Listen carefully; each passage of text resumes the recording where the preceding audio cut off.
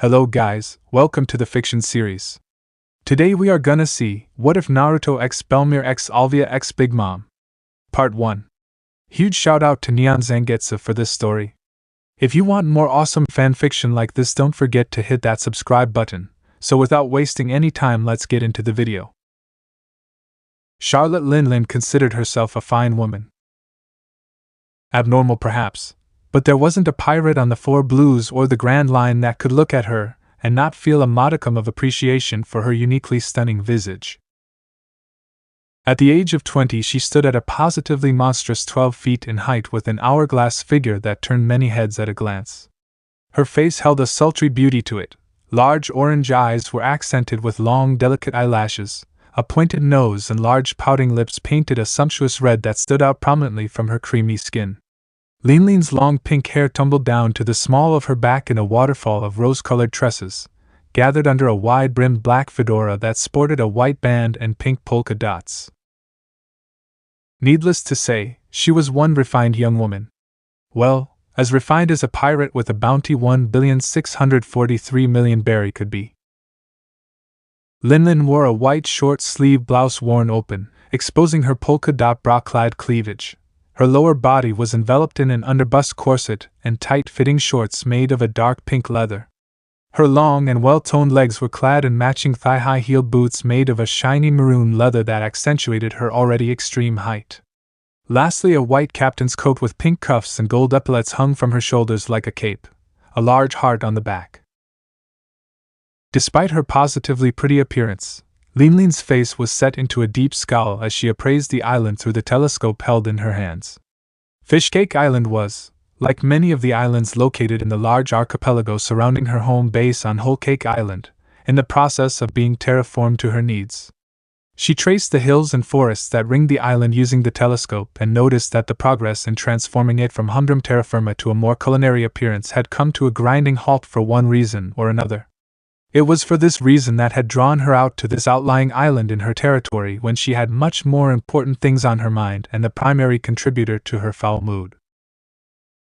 Collapsing the telescope before roughly pushing it into the hands of a chess soldier, Linlin stalked down the spiraling staircase of the tart ship with a mean look on her face, paying no mind to the soldiers and homies that did their best to stay out of Big Mom's way. Big Mom, huh? Linlin thought, her scowl softening a modicum as she mentally tested out the title that so many had taken to calling her as of late. She hardly thought that having 5 children by the age of 20 was something to evoke great fear, but it was a fair bit more flattering than country destroyer Linlin. I'm more in the business of building countries right now, she mused as she made her way out onto the deck to oversee the final approach to Fishcake Island. It had been 14 years since her friends and Mother Caramel had vanished and Linlin had been left alone, too young to understand just why she was despised and terrified those who saw her. 14 years since she had conceived of the nation of Tato, and committed to seeing it come to fruition by any means necessary. Sadly for Linlin, nation building was a long and time-consuming process that required money, labor, and above all time. It was why small hiccups like this drove her up the wall so. Yesterday she had been standing in the center of Sweet Town watching the scores of workers, homies and hired contractors put the finishing touches on Whole Cake Chateau, the towering cake-themed stronghold that would serve as the seat of power for her, and all races would look to as a sign of utopia. She should have felt happy that the work to build her dream nation was starting to bear fruit. And indeed she had cracked a wonderful smile and sat down to have tea with those many thousand that had slowly but surely emigrated to Tato land after hearing of the promise of a better life. However, about 20 minutes into tea, pleasantries and sumptuous food, Strussen had whispered a rather ominous report into her ear.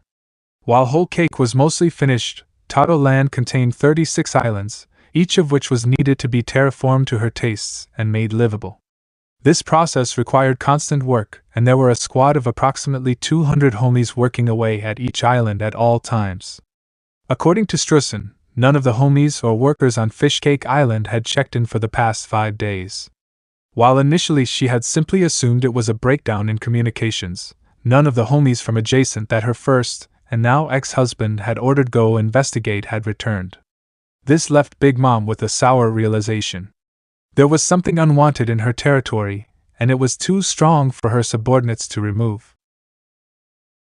Setting out in a tart ship at dawn the following day, it had taken Linlin a grueling 5 hours to sail the distance between Whole Cake Island and Fish Cake Island, by which time she was in a foul mood to end all foul moods. As the tarts slowly pulled into the small port of the fishing-oriented island, Linlin had wasted no time in disembarking, using her inhuman strength to jump the intervening 200 meters between the ship and land with her personal homies floating after her. A cursory investigation of the settlement revealed nothing but a ghost town filled with nothing but the smashed remnants of what must have been 300 homies in total, all bearing slightly different wounds upon their empty cartoonish faces. Some had been smashed, others diced into pieces, while others had been burnt to a crisp or rendered to splinters by hook or by crook. "Who could have done this, Mama?" Zeus drawled in an unsure voice, the horse-sized cloud looking more like a sentient ball of cotton than a concentration of water vapor. "Someone who's gonna get a piece of my mind, Zeus," Linlin replied, scanning the horizon for anything out of the ordinary. She slowly let her observation hockey come to life and was pleased when she sensed a single life form at the center of the island. "There you are. Zeus, Prometheus, come!" The pinkette barked, drawing startled noises of assent from her two personal homies.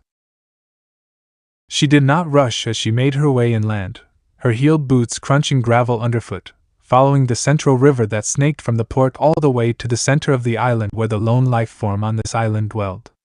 Half an hour later, Linlin caught a scent on the air and sniffed softly, recognizing the scent of wood smoke and omega-3 rich oil running freely. She snorted in wry amusement. "Looks like our little vandal has decided to help himself to some of our fish without asking. If I wasn't going to punish them before, then I certainly am now." Prometheus and Zeus giggled in harmony, whizzing around Linlin's head as they discussed what they were going to do to this intruder. "Maybe you can throw him in the lake and I'll boil him alive, Mama," Prometheus suggested, the cartoonish miniature sun practically bouncing up and down on non-existent feet. Zeus nodded enthusiastically before his mouth formed into a small O of realization. Oh, how about we do that, but every time their heart stops I jump-start it. That way we get to make it last longer. Linlin's bloodthirsty grin told the pair of elemental homies that their suggestions were pleasing to her. They preened at knowing what ideas would get their mama in a good mood. It was only right. After all, they were her personal homies, formed from fragments of her soul. She shook her head with a small smile. "Much as I like the idea, boys, I at least want to get some answers from whoever it is. After all, it's not every day an interloper can cut down 300 homies. Plus, I think they are waiting for us," Linlin explained.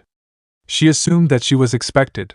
After all, she had made no effort to hide her presence, yet she could sense through her observation hockey that the interloper had made no move to run. So either they knew she was coming and waiting for her, or they lacked observation hockey themselves, which opened up a whole other realm of questions. Following the scent, the statuesque woman eventually made it to the large circular lake in the center of the island and slowly approached the distant campfire on the other side, and once she was within shouting distance she made herself known.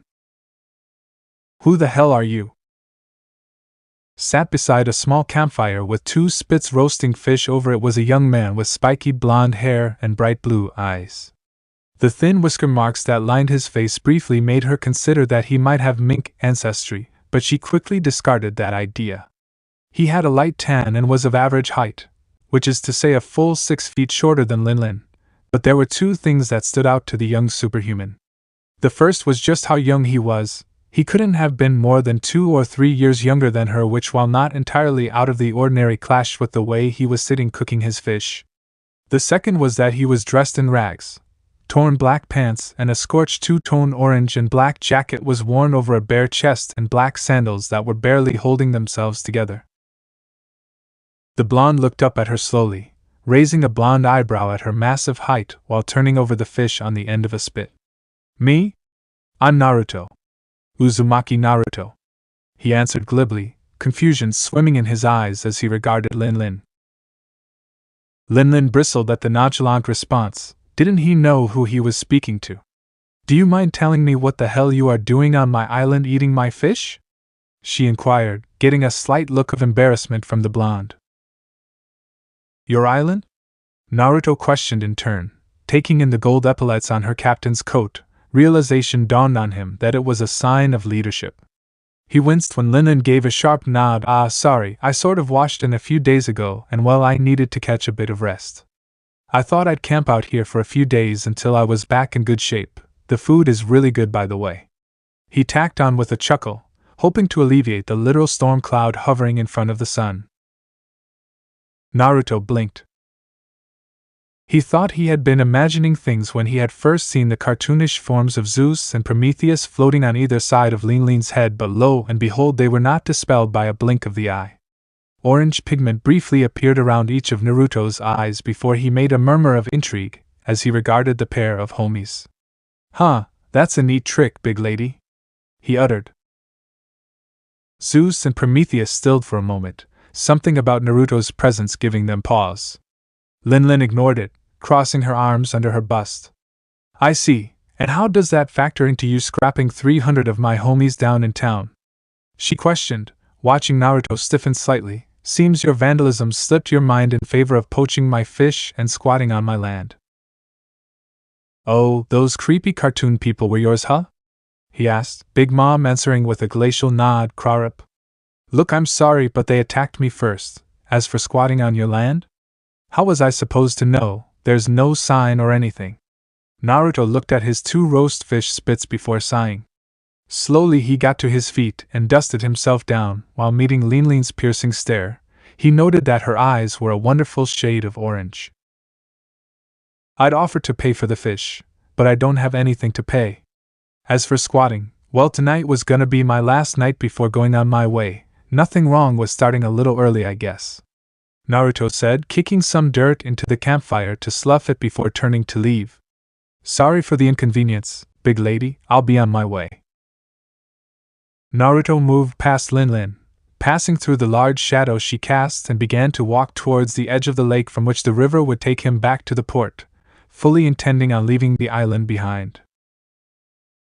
The bark of a pistol stopped him in his tracks, a small chunk of ground to the right of his foot erupting into a small poof of dirt and grit. Naruto slowly looked over his shoulder, seeing Linlin leveling the smoking barrel of a flintlock pistol at the ground that had just been shot. And where do you think you're going, Whiskers? Linlin asked, internally taken aback and a little affronted that this little blonde pissant didn't seem to realize the danger he was in. Naruto slowly turned on his heel to face Linlin fully. There was a readiness to his stance that set off alarm bells at the back of her head, but she ignored them as the blonde replied. I was leaving, big lady. Pink eyebrows knit together in frustration and Linlin gave a menacing smirk. It's Big Mom, and you aren't going anywhere, Whiskers. You don't just break into someone's island, destroy all of its workers, squat for a few days and leave without a slap on the wrist. There is punishment to be had. Naruto stayed standing there as Linlin slowly crossed the distance between them, stowing her flintlock safely in its holster on her tailbone. Now face to face with the blonde with her back to the lake, Naruto was really treated to just how tall Linlin was. Even at 6 feet tall he barely came up to her crotch. Naruto flexed his fingers a few times as the statuesque woman loomed over him.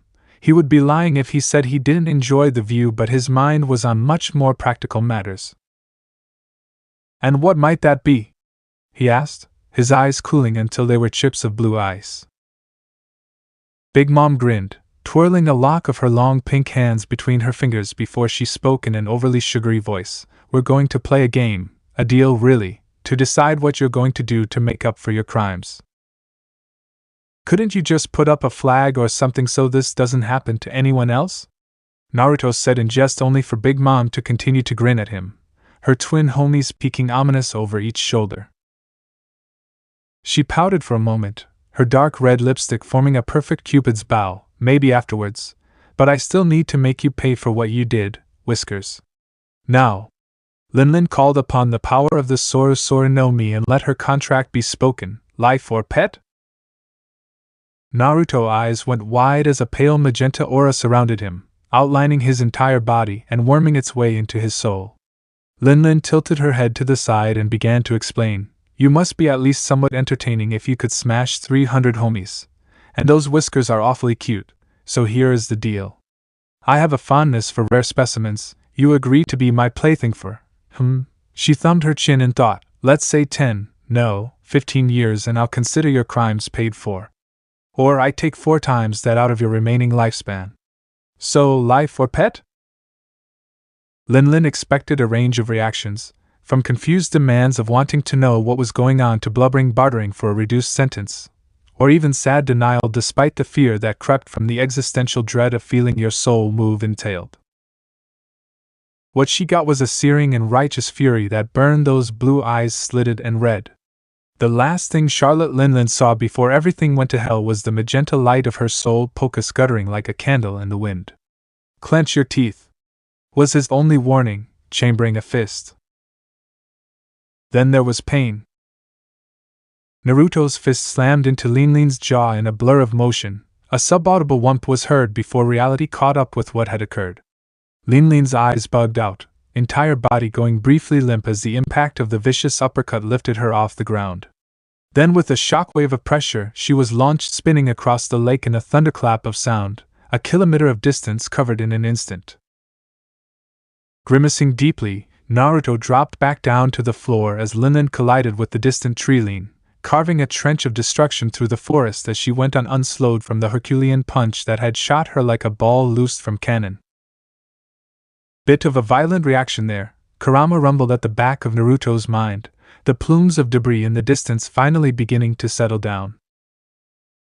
Naruto snorted in reply, you felt it as much as I did, Kurama. She took hold of my soul and the last few people who tried to do that were intending to rip you out of me. Kurama harumphed in agreement before his eyes narrowed, you know that didn't take her down, if anything it feels like you just made angrier. Naruto's sarcastic response was cut off when instinct roared at him to move, and loath was he to not listen to his instincts in a strange new world. Ikoku's sovereignty. No sooner did Naruto hear those words than a crescent of magenta energy burst out of the far tree-line and streaked towards where he had just been standing a moment ago. It scythed into the ground like a hot knife through butter, carving a long line deep into the ground as it moved, smashing into what had been his campsite a few minutes before and kept going to demolish hundreds of meters worth of forest behind. Just wind pressure? Naruto realized. He looked across the lake and saw the tall figure of Big Mom stomping from the trench his punch had put her in, the smoking length of a cutlass clutched in her hand. Her face was set in an angry scowl and her clothes were a little scuffed, but apart from a small red welt on her chin she was otherwise unscathed. You damn brat! Now you've done it, they're gonna be finding pieces of you scattered across the island for years by the time I'm through with you. Linlin pointed the end of her sword across the lake, her voice echoing off the woods that ringed the water. Naruto squinted in confusion. Brat? Lady, you're like only 2 years older than me, there's no way in hell I'm a brat. Linlin's teeth ground together loudly at his blatant disrespect. GNNHHH, age has got nothing to do with it. You've got all the manners of a 3-year-old throwing a tantrum when he's been caught red-handed. Oh, bite me, you crazy bint. Try putting up a sign next time and maybe it won't happen again. Naruto shouted in response, thoroughly annoyed at Linlin's words. Squaring her shoulders, the tall pinket's fists tightened until her knucks shone white through the skin, the handle of her cutlass giving an ominous creak and strain.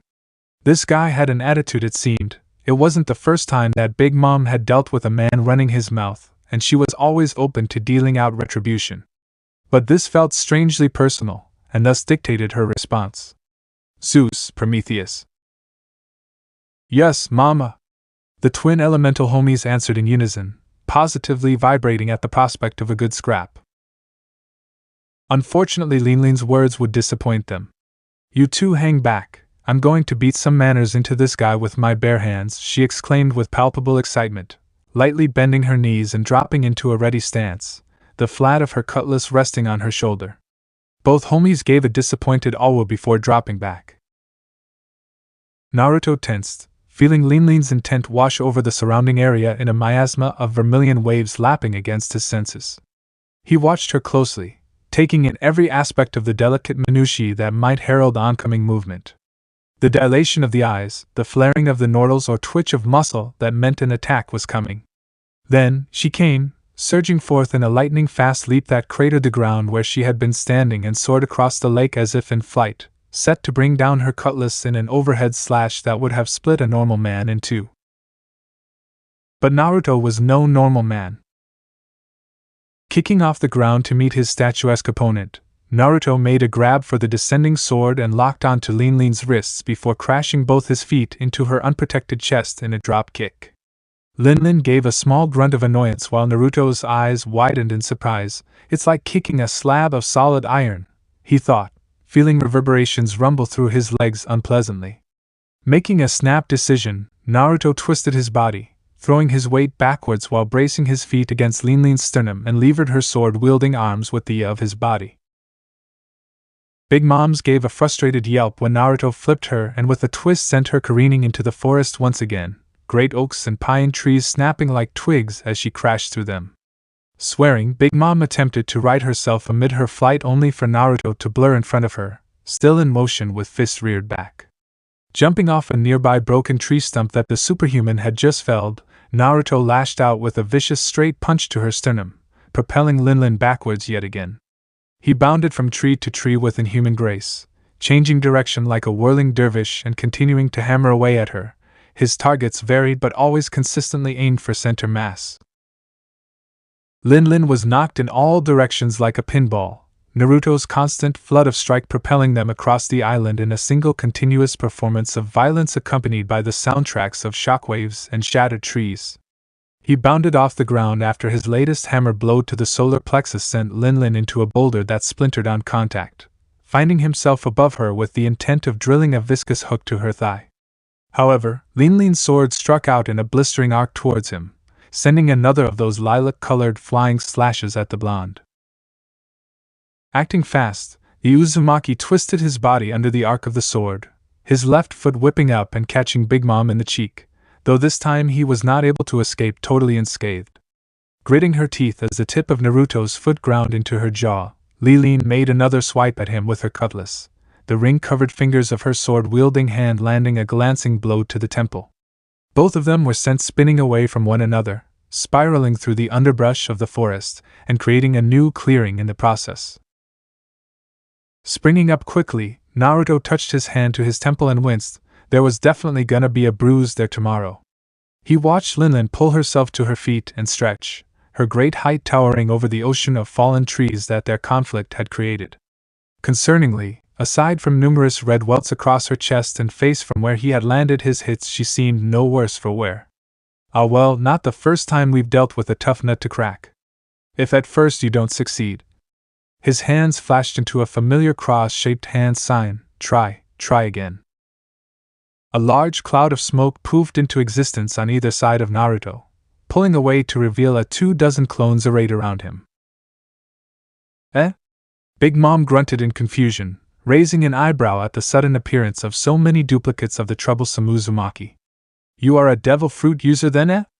That explains a few things, Lin said, cracking her neck and taking up a wide stance. Come on then, show me what you got, Whiskers, I'll beat you into the dust all the same. What the hell is a devil fruit?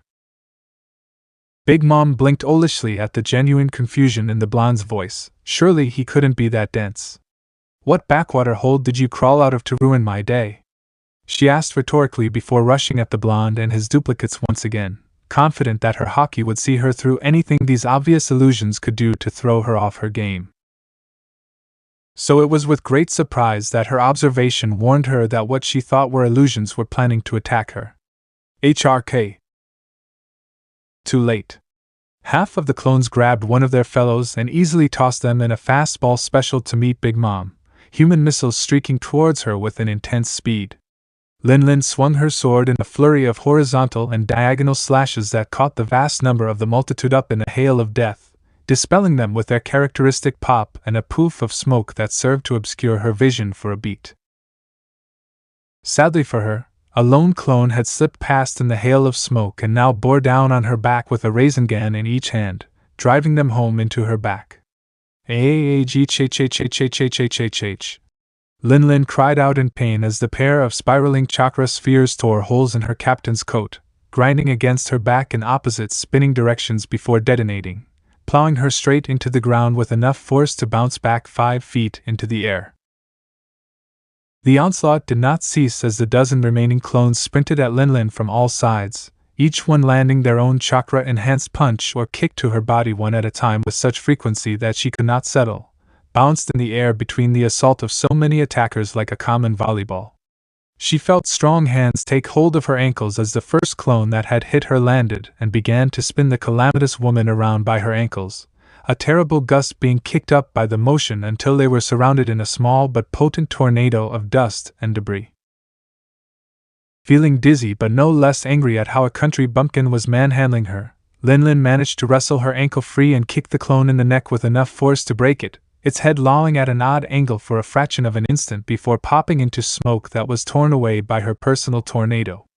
"God damn it, you little shit, I'll break all your bones for this," she screamed as the storm of dust tossed her free like a kite in the wind. The real Naruto set upon her almost too quickly to react, burying a chakra-enhanced fist deeply into Linlin's gut, knocking the wind from her lungs. The warning of her observation had forced Linlin to guard her stomach in armament, now glistening a metallic black, but it only served to take the edge off of the chakra-enhanced punch. Fighting down the urge to vomit as she doubled over in midair, Linlin crossed her armament-clad arms in front of her chest in the hopes of weathering the rain of follow-ups that carried her further and further into the air. Naruto finished the sequence with a flip kick that collided with Lilin's jaw with a wet crunch and a sour pop. Linlin grunted in pain but did not let Naruto continue to lavish his assault upon her, digging her heels into the ground and skidding to a stop some 50 feet away. Naruto's hits were different than they were before, stronger and faster to the point that even when guarding herself with haki, Linlin's bones still rattled unpleasantly. She fixed Naruto with a venomous glare in her orange eyes before channeling armament into her extremities. Before the blonde's eyes he saw the tall woman's arms and legs flash before becoming covered in the shiny black vulcanized sheen of hardening haki, crawling up the surface of her cutlass and turning it a dark purple. Linlin seethed, "To think I have to exert myself against a backwater fool who doesn't even know he has a devil fruit."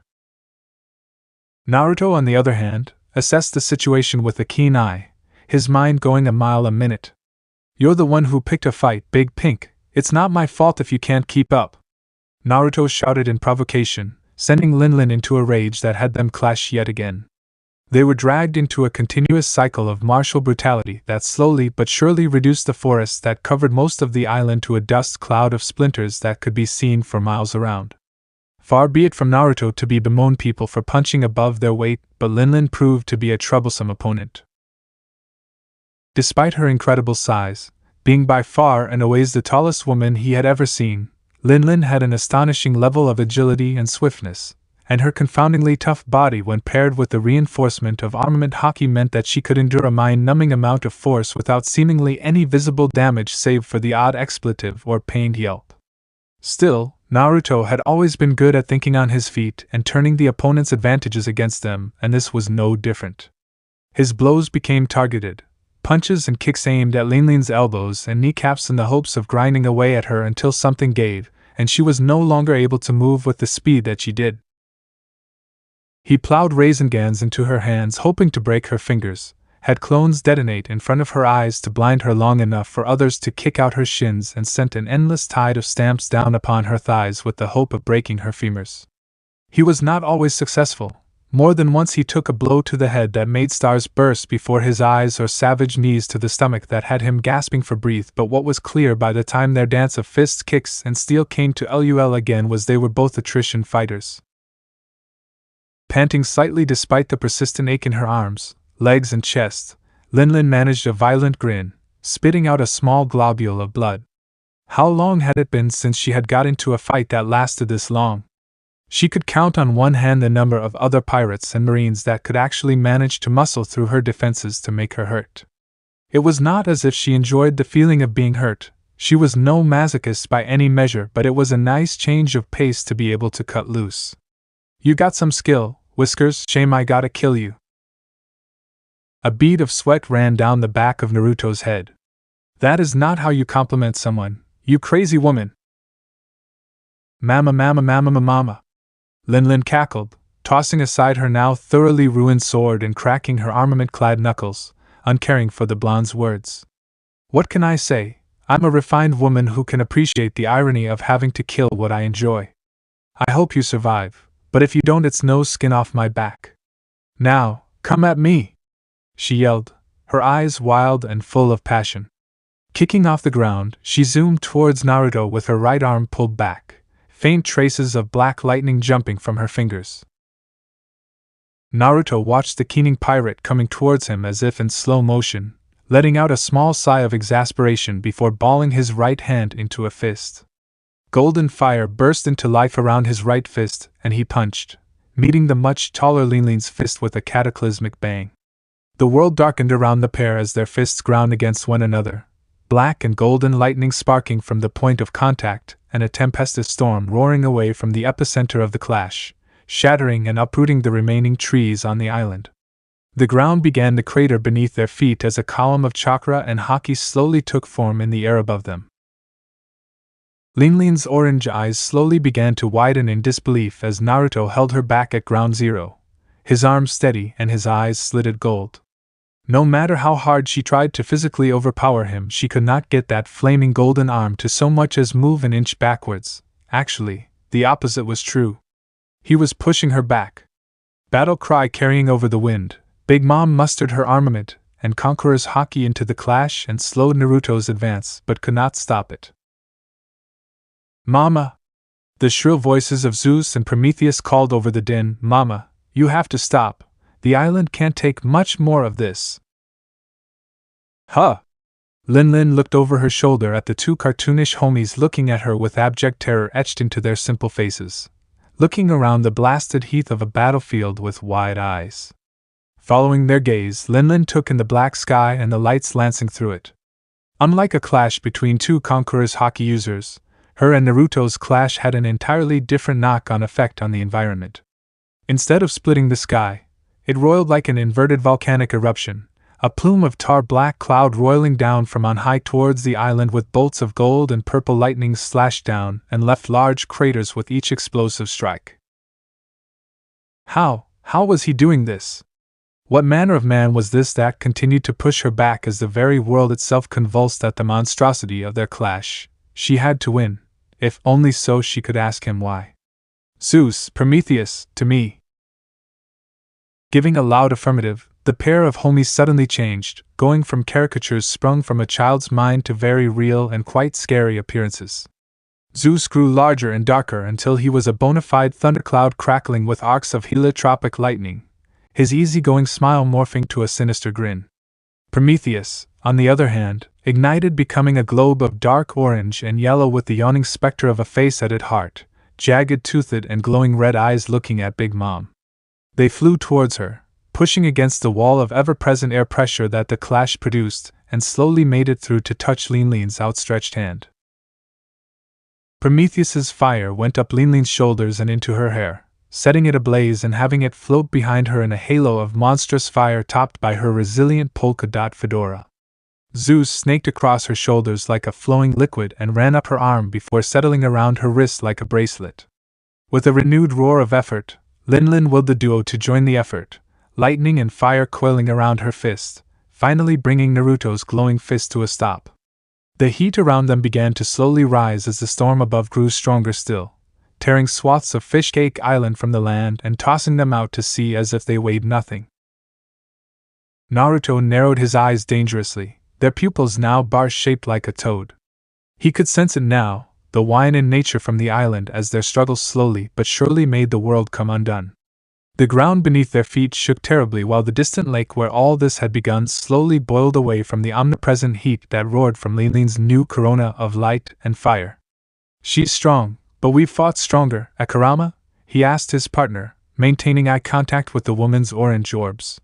You know, when she's not sneering and is actually enjoying herself, she has a really pretty smile, you know?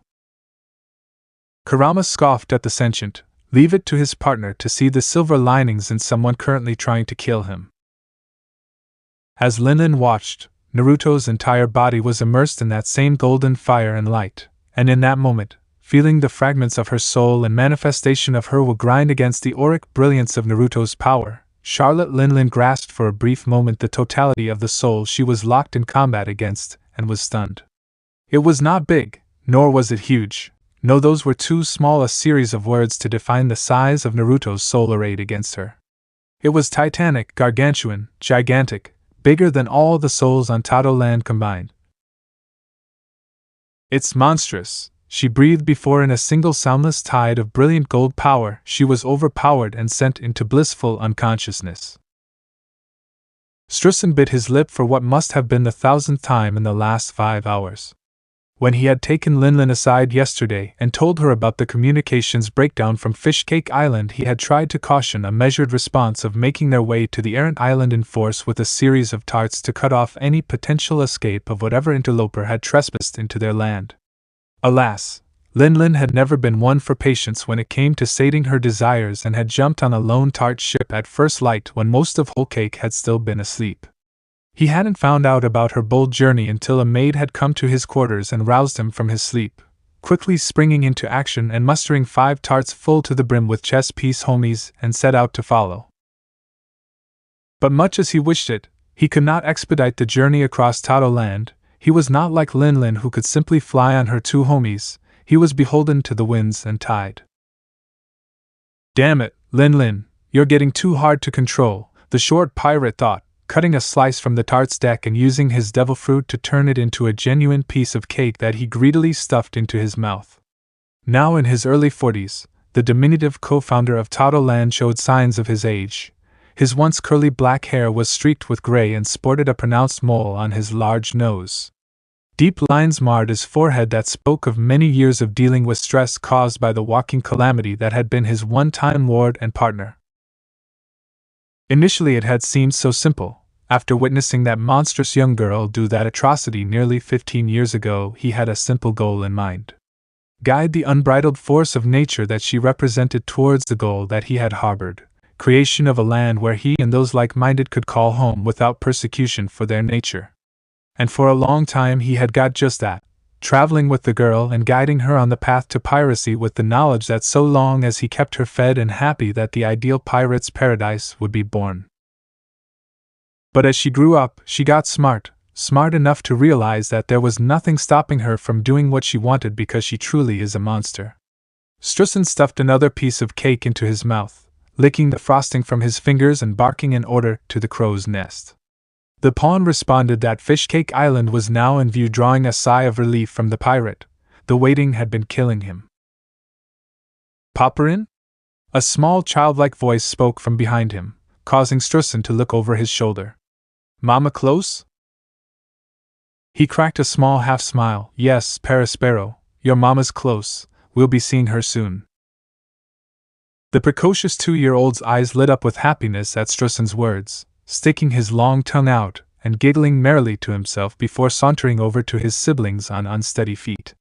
The sight was enough to make Strussen puff up his chest in fatherly pride, almost, but the sight of the burbling compote and gently resting triplets made his mood darken. Oh, Periospero was his. He had been keenly aware of the beautiful young woman that Linlin had grown into, and when she had turned 18, curious to explore her wants and needs as a woman, he had been on hand to enjoy the fruits of his labors. That had been the last time he had any semblance of real control over Linlin. The 2 lovers she had taken after him, a sure sign that while he was an honored advisor, he was not the leader of this fledgling nation, and in many ways the sight of the younger 4 of Linlin's progeny filled him with bile. Not that he'd ever say this out loud. His caustic reverie was interrupted when the door to the cabin burst open, a knight-make chess soldier snapping a sharp salute before speaking in a panicked voice. Sir Strussen, you have to come up on deck now, the piece said, trying not to fumble his words. His face was drawn and panicked, making Strussen frown. Nodding briskly, the short pirate trotted quickly through the corridor and small flight of stairs between his cabin and the deck, his short legs carrying him as fast as they could. The knight opened the door to the deck for him, letting him briskly walk out onto the midship. Right, what's the situation? Have you spotted Linlin? Her tart? He asked the assembled crew and soldiers. No one answered him, instead looking over the frosted railings ringing the cake-themed ship, mouths agape and eyes bugged. Strussen poked one of the crewmates in the leg in the hopes of getting his attention, but they remained slack-jawed and unresponsive, eyes welded to the horizon. What the hell is everybody looking at? Strussen stopped, struck dumb by the sight visible from the bow. Fishcake Island had been devastated, what had once been a half-terraformed island in the process of being turned from an alpine island into a fish-themed stronghold through the combined power of his and Linlin's devil fruits, was barren and dead. The once lush forests and rolling hills had been scoured clean, rent down to grayish bedrock and glassy surfaces kissed by superheated energy. Kilometer-wide gashes and parabolic craters hundreds of feet deep pitted the island like the battle scars on some ancient beast from a picture book. Most alarmingly of all was the center of the island had been hollowed out by some cataclysmic explosion that even now sparked with random discharges of lightning. 1,000 thoughts passed through the pirate come cook at a mile a minute, attacking his waking mind as a swarm of hornets. What had happened here? A battle? But against who? And if Linlin had been involved, where was she? Slightly more concerningly, who could possibly have pushed Linlin to the point where this was the end result? He took a deep breath before beginning to bark orders to the crews of the 5 tarts. Helmsman, take us in with 2 tarts, break out a search party while the 2 remaining tarts circle the island, try and find Linlin's ship. Move! He yelled, startling the crews of the 5 ships into action. Dozens of crew and homies manned rigging and made preparations to make landfall on the island and search for the missing Queen of Tato. Advance teams were already embarking on rowboats bound for the cracked and scorched beach with search teams and first aid kits strapped about their person, while the tarts got as close to the island as they could without beaching. They worked as a well-oiled machine, genuine worry for their leader, and in many cases creator spurring them into action. Soon enough they were swarming across the island as fast as their legs could carry them. Those with observation hockey sorted themselves into orienteering parties, coordinated the searches via transponder snails, and relayed all the information to Strussen from a simple operations base formed from the shattered remnants of the port town. He listened to reports of glass prairies and hills shaved away to a near mirror smoothness by some ungodly wind, while those without devil fruits dredged the scant remaining waters on the island for the pink-haired superhuman, turning up nothing. For 2 hours this continued unabated, and all that time a quiet dread began to grow in the middle-aged pirate. He had seen Linlin wreak havoc like this before, but never had he walked in on the aftermath and found it so horrifying. He had seen her do something utterly disgusting at the age of 6, and it had done little more than make him chuckle, but there was something deeply unsettling about this. She can't be dead. If she had died, then surely the homies would have conked out too. He reasoned, sweat beating down his brow that he dabbed at with his chief's apron. He couldn't be sure of that. After all, the circumstances of how the Soranomi had passed to Linlin was in of itself atypical, but it was something else that set all of Strussen's hackles rising. If Linlin is dead or gone, does that mean I have to take over? While he didn't like that Linlin was more independent than him, the graying pirate had to admit that it was her power, beauty and personality that kept Tato Land running, and without her he was but an aging pirate with a twisted sense for humor and appreciation for food. I still have the children. If they are monsters like their mother, then perhaps this could work, he thought, nearly jumping out of his skin when the transponder snail bleated a euphoric discovery. We found her. Mama's in the remnants of her tart on the north side of the island. The snail communed, causing Strussen to get moving instantly. Ordering all teams to make their way to the north shore, the chef hopped back onto the lead tart and engaged its paddles, making full speed out of the port and around the island to where the other 2 tarts had discovered the smashed remnants of Linlin's own. It had been beached and smashed against the rocks with some force and had seemingly lost all hands if the crumpled remnants of homies buried in the walls was anything to go by, but Linlin herself was very much there and more importantly still alive. Linlin was splayed out on the deck unconscious, her back propped up against the main superstructure of the tart, looking like she had been thrown face first into a blender. She was covered in cuts and bruises that, while not deep, was completely new for most of the troops that had never seen their leader ever bleed. Her blouse had been torn to shreds, just a few white threads hanging over the sides of her under-bust corset, while her coat was missing. Checking her pulse and placing his hand in front of her nose, Strussen confirmed that she was still breathing and quickly set about bringing her around. He barged past the rook carrying a first aid kit who skidded back while the first member of the crew drew his short cutlass and sliced a large chunk of the torn sails from the snapped mast. "Start a fire," he ordered, the troops mustering to do as ordered while Strussen let the power of his devil fruit permeate the bundle of canvas. Before their eyes, the troops watched as a dark pink light enveloped the scraps of sail and began to shift. It darkened, fainting a shift of dark red and pink colors as its texture departed from cloth to a recognizable meat. Once done, Strussen secured the newly created slices of chorizo on the end of his sword and held them above the fire that the troops had created. Soon enough, the meat began to sizzle and cook, amber-colored juices and oils emerging from the spice-rich pork derivative that popped when they dropped into the flames. The scent of cooking food filled the nostrils of all present, drawing growls from their stomachs as they salivated. Linlin's nose twitched, scenting the air like a hunting hound before she began to stir, roused by the heavenly scent of the fragrant meat slowly roasting to perfection. She groaned in her sleep and began to open her eyes blearily, the glare of the sun instantly forcing her to screw them back shut. Then the pain hit her, a fresh groan tearing itself from her lungs as she sat up and braced herself against her knees.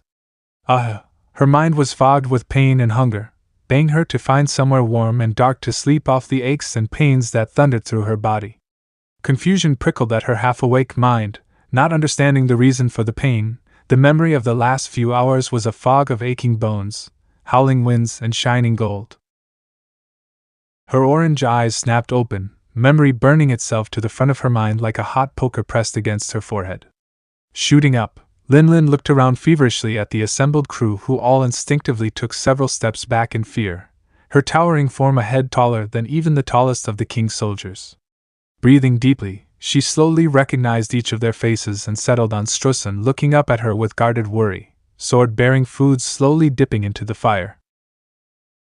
Wordlessly, she stomped towards the cook before dropping to the floor and crossing her legs. She plucked the proportionally small sword from his hands and began to gnaw at the chunks of roasted chorizo. Linlin was ravenous, taking little time to chew the rich meat and tossing the small cutlass back at Strussen when she had licked it clean.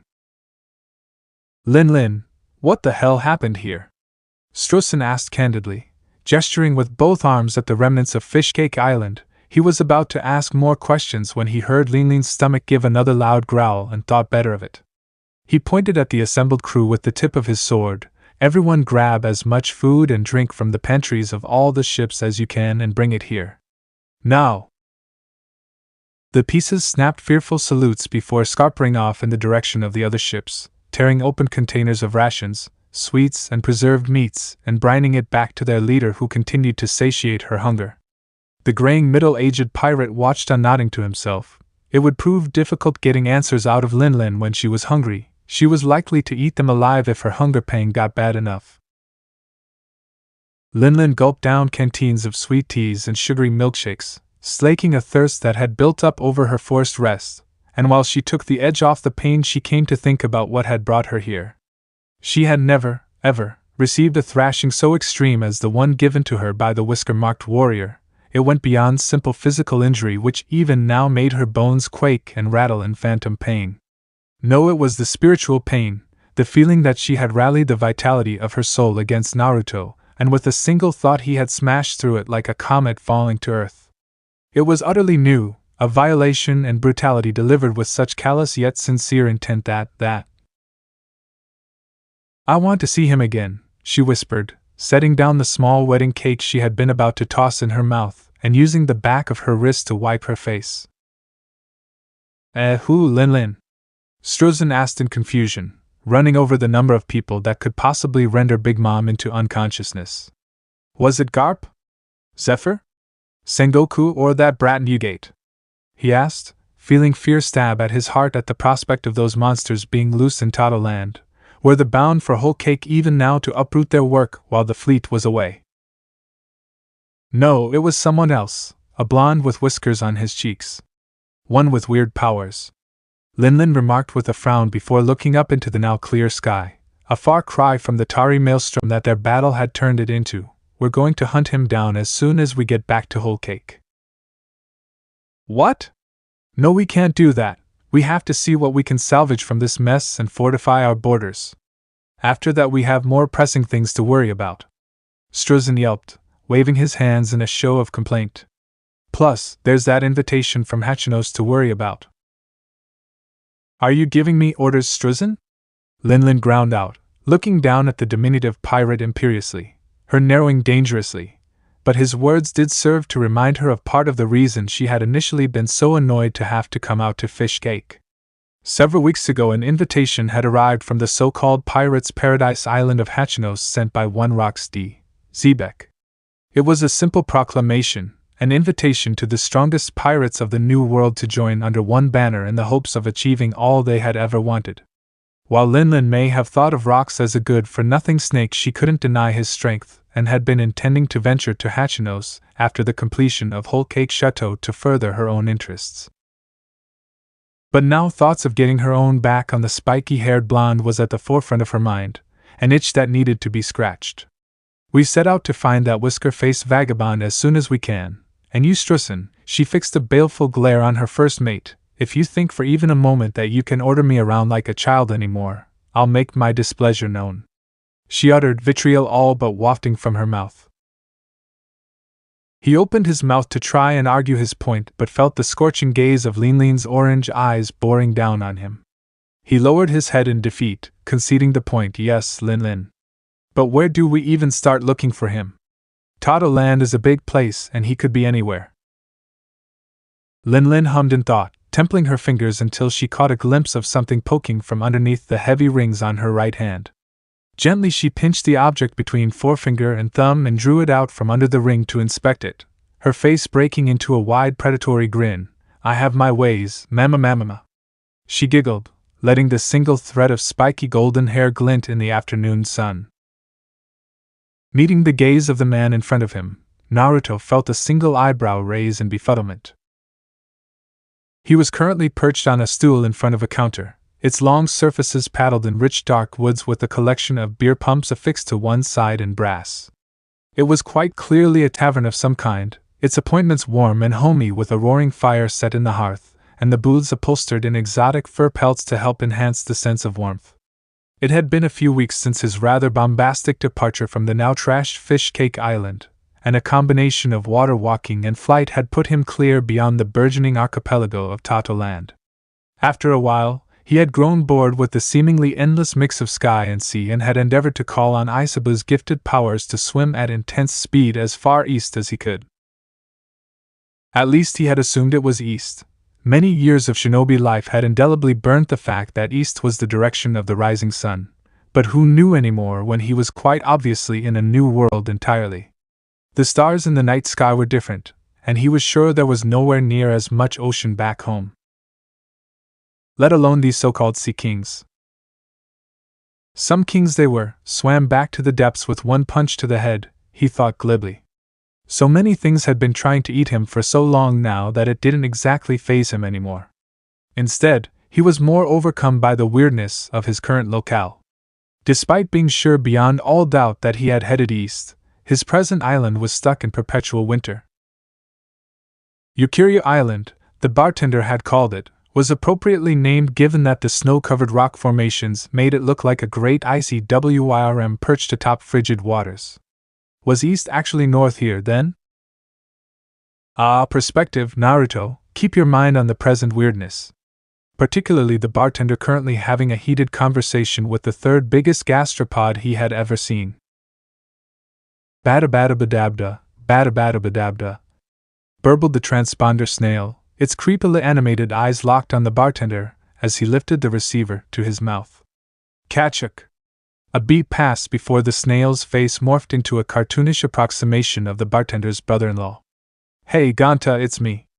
I'll be back with the wood in about half an hour. Is that mink-faced blonde still cadging for a drink?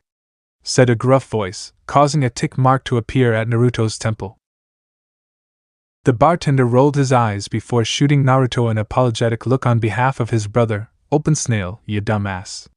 Just get back with the wood before sundown. He informed the snail before putting the receiver down. He turned to Naruto fully, pulling a glass from behind the bar, and set it down on the counter.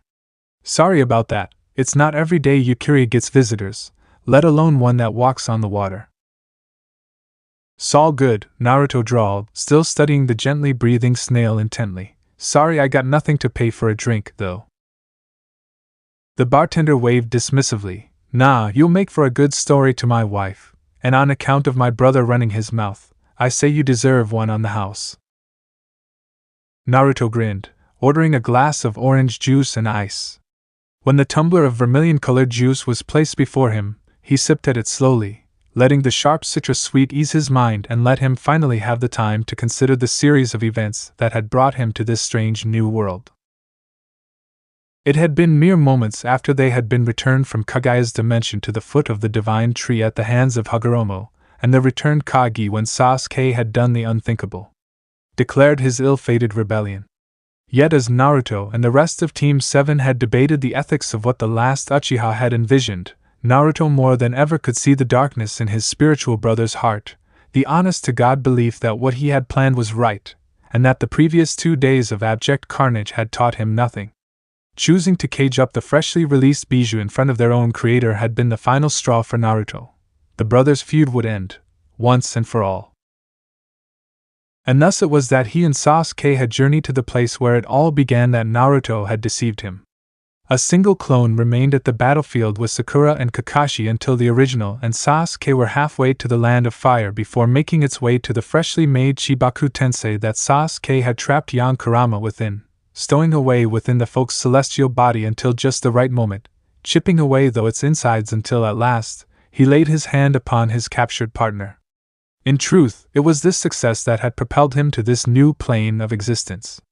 Absorbing young Kurama, the clone had dispelled seconds before he and Sasuke's final attacks had collided, supercharging Naruto's Rasengan with the totality of the nine-tailed fox's chakra. He grimaced once, remembering the image of his golden Rasengan ripping through Sasuke's lightning-shrouded fire, warping space and tearing the Uchiha to shreds. Don't weep for fools. He made his bed, and now he sleeps in it with the rest of his clan. Kurama groused from the back of his mind. Naruto swallowed thickly. He had washed his hands of Sasuke, yet he couldn't deny, he died screaming. He deserved some dignity dash. No, he really didn't, Kurama replied, an edge of steel to his voice. I felt his soul and mind as he drew in my chakra to power that arrow of his. He would have enslaved me and my siblings for the rest of time, using us to beget misery out of some deranged belief that if everyone hated him, then they would be united. You showed me humans have worth, he reminded me that you're 1 in a billion. Knocking back more of his drink, Naruto smirked without mirth. 1 in a billion, eh? Guess that makes me some kind of monster. Kurama did not reply, thinking on his words. Naruto accepted the pleasant silence, reflecting that Kurama did have a point. After all, Sasuke's failed dying gambit to use some kind of space-time ninjutsu, one that Naruto's attack had apparently hypercharged to leave him here, right up to facing Lin. Hope I never have to see her again. The door to the tavern slammed open, and Ganta's brother came barreling in, dropping his logs on the floor as he panted. Ha ha ha pee, he stammered. Ganta threw down his bar rag. What in the name of Saint Elmo is wrong with you? He grumbled, rounding the bar. Take the back entrance. Pirates! The brother finally yelled, causing the blood to drain from Ganta's face. Naruto looked up, feeling a bead of sweat roll down the back of his neck. There was no way. Ganta closed the door, shutting out the cold wind, before walking to the window and pulling a spyglass from his pocket.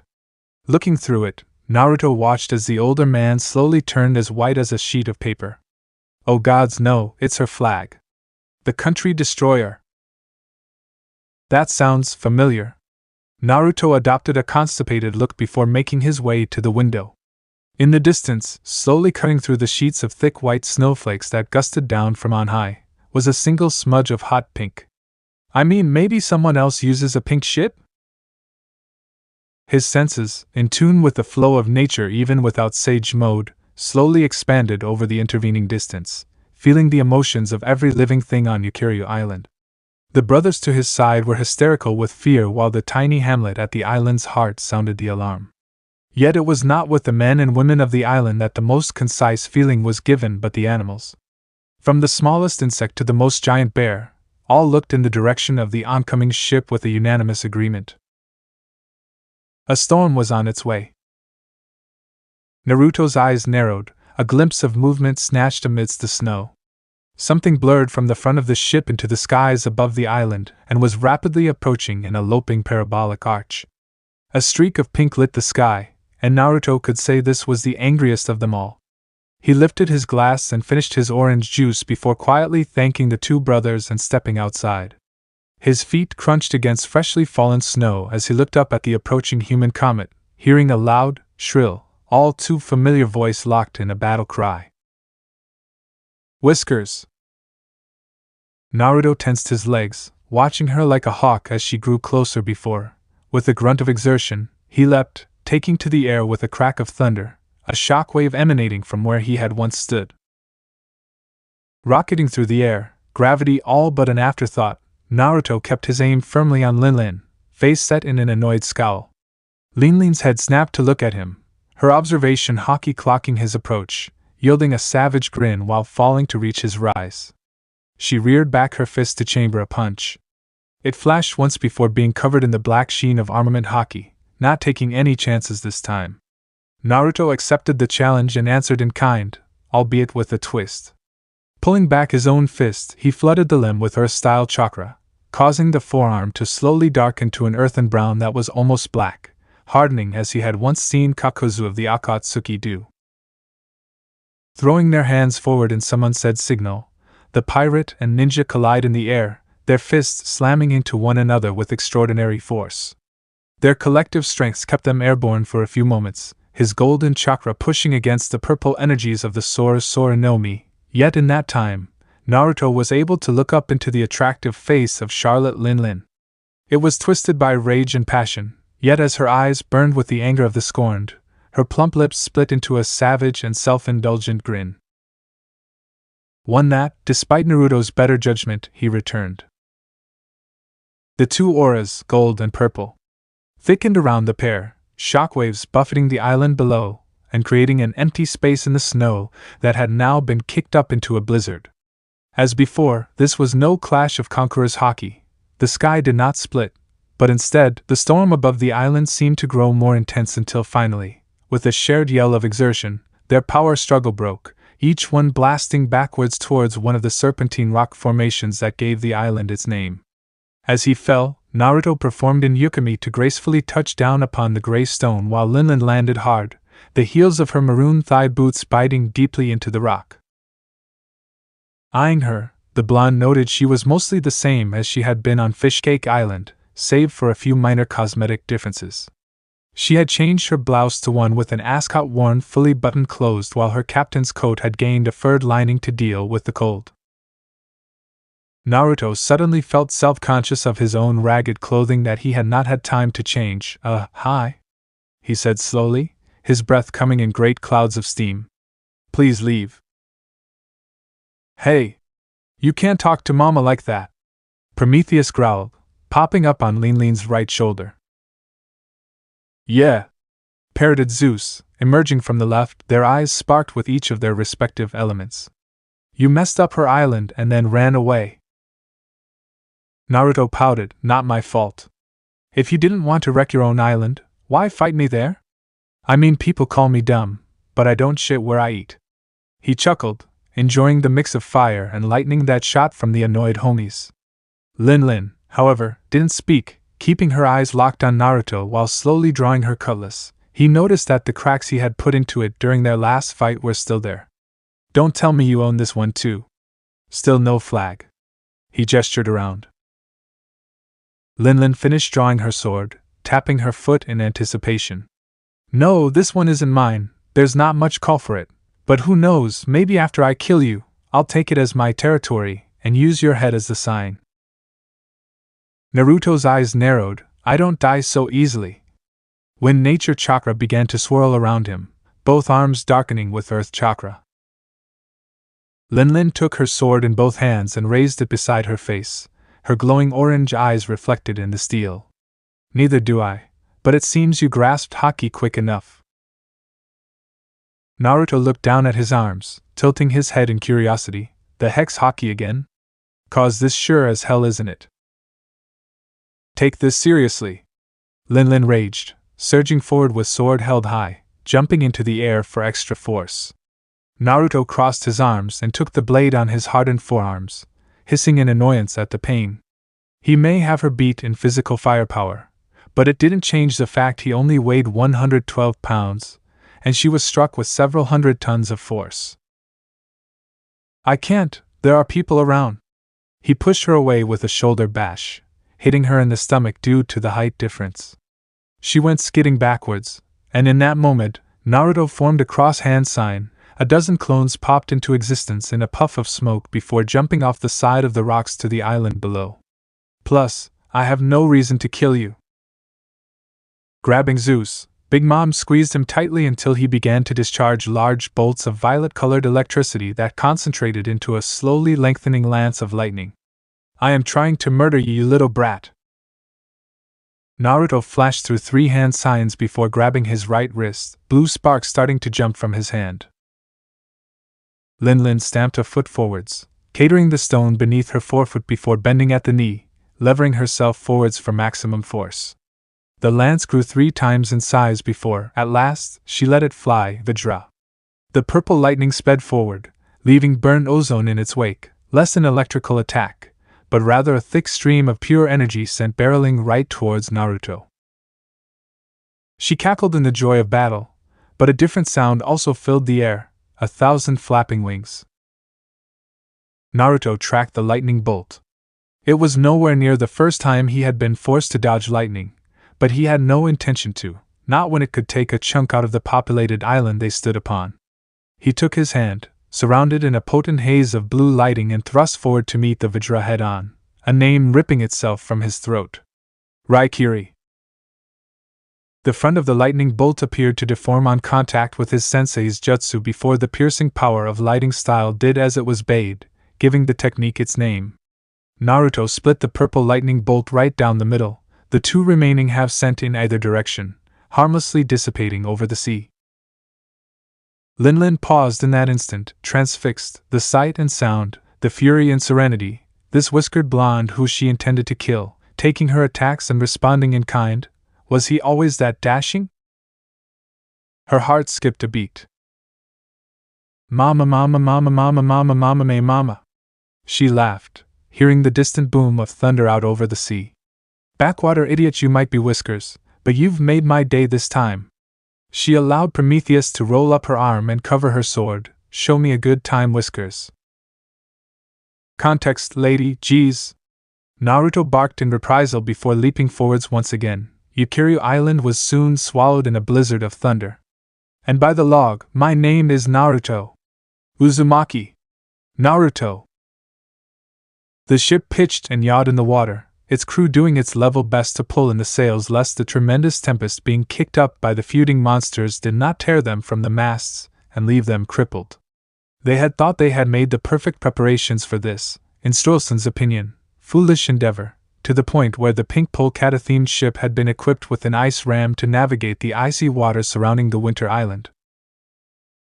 Strolson dug his short cutlass into the frosted deck of the ship for support, the overburst from the latest clash shaking his thoroughly frozen bones. I knew this was madness. What was I thinking, letting Lin lead us here? He shouted over the tumult, standing as 2 streaks of purple lighting streaked overhead, detonating amidst the snow into potent thunder. I should have just accepted Zebek's invitation on Linlin's behalf and had him meet us halfway.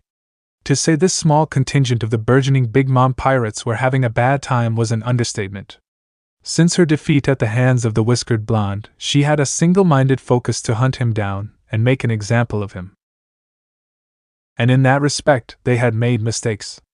For the sake of speed, they had been forced to take a single reasonably large ship as opposed to mustering part of their fleet. This meant that they were disconnected from their supply lines, and for someone apparently lacking a ship, the interloping Uzumaki could certainly cover distance with supernatural speed.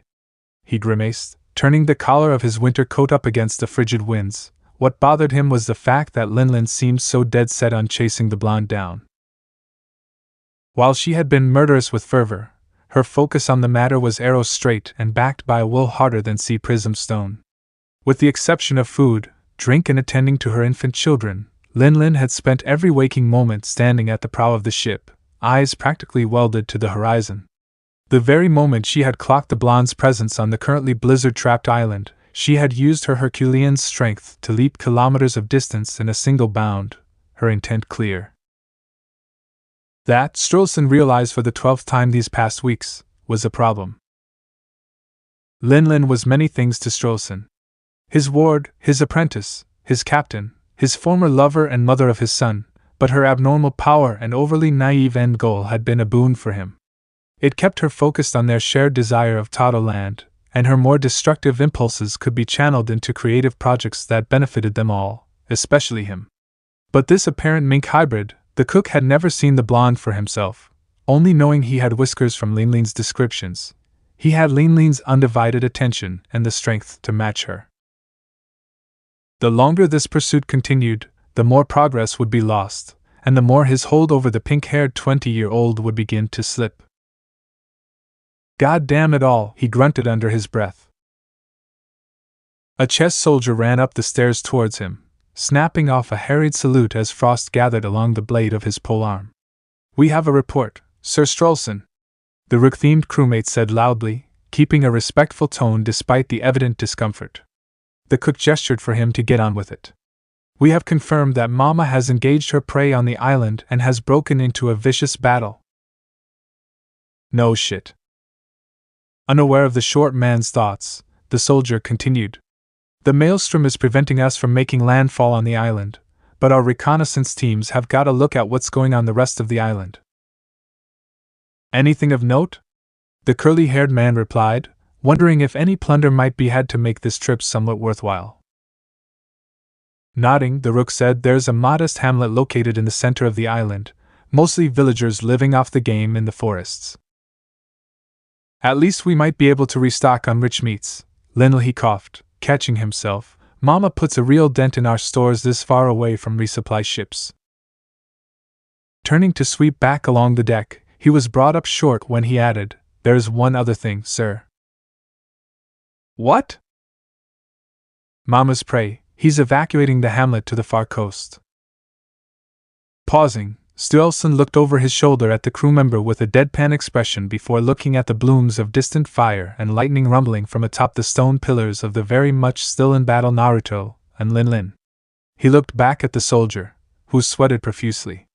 "Huh!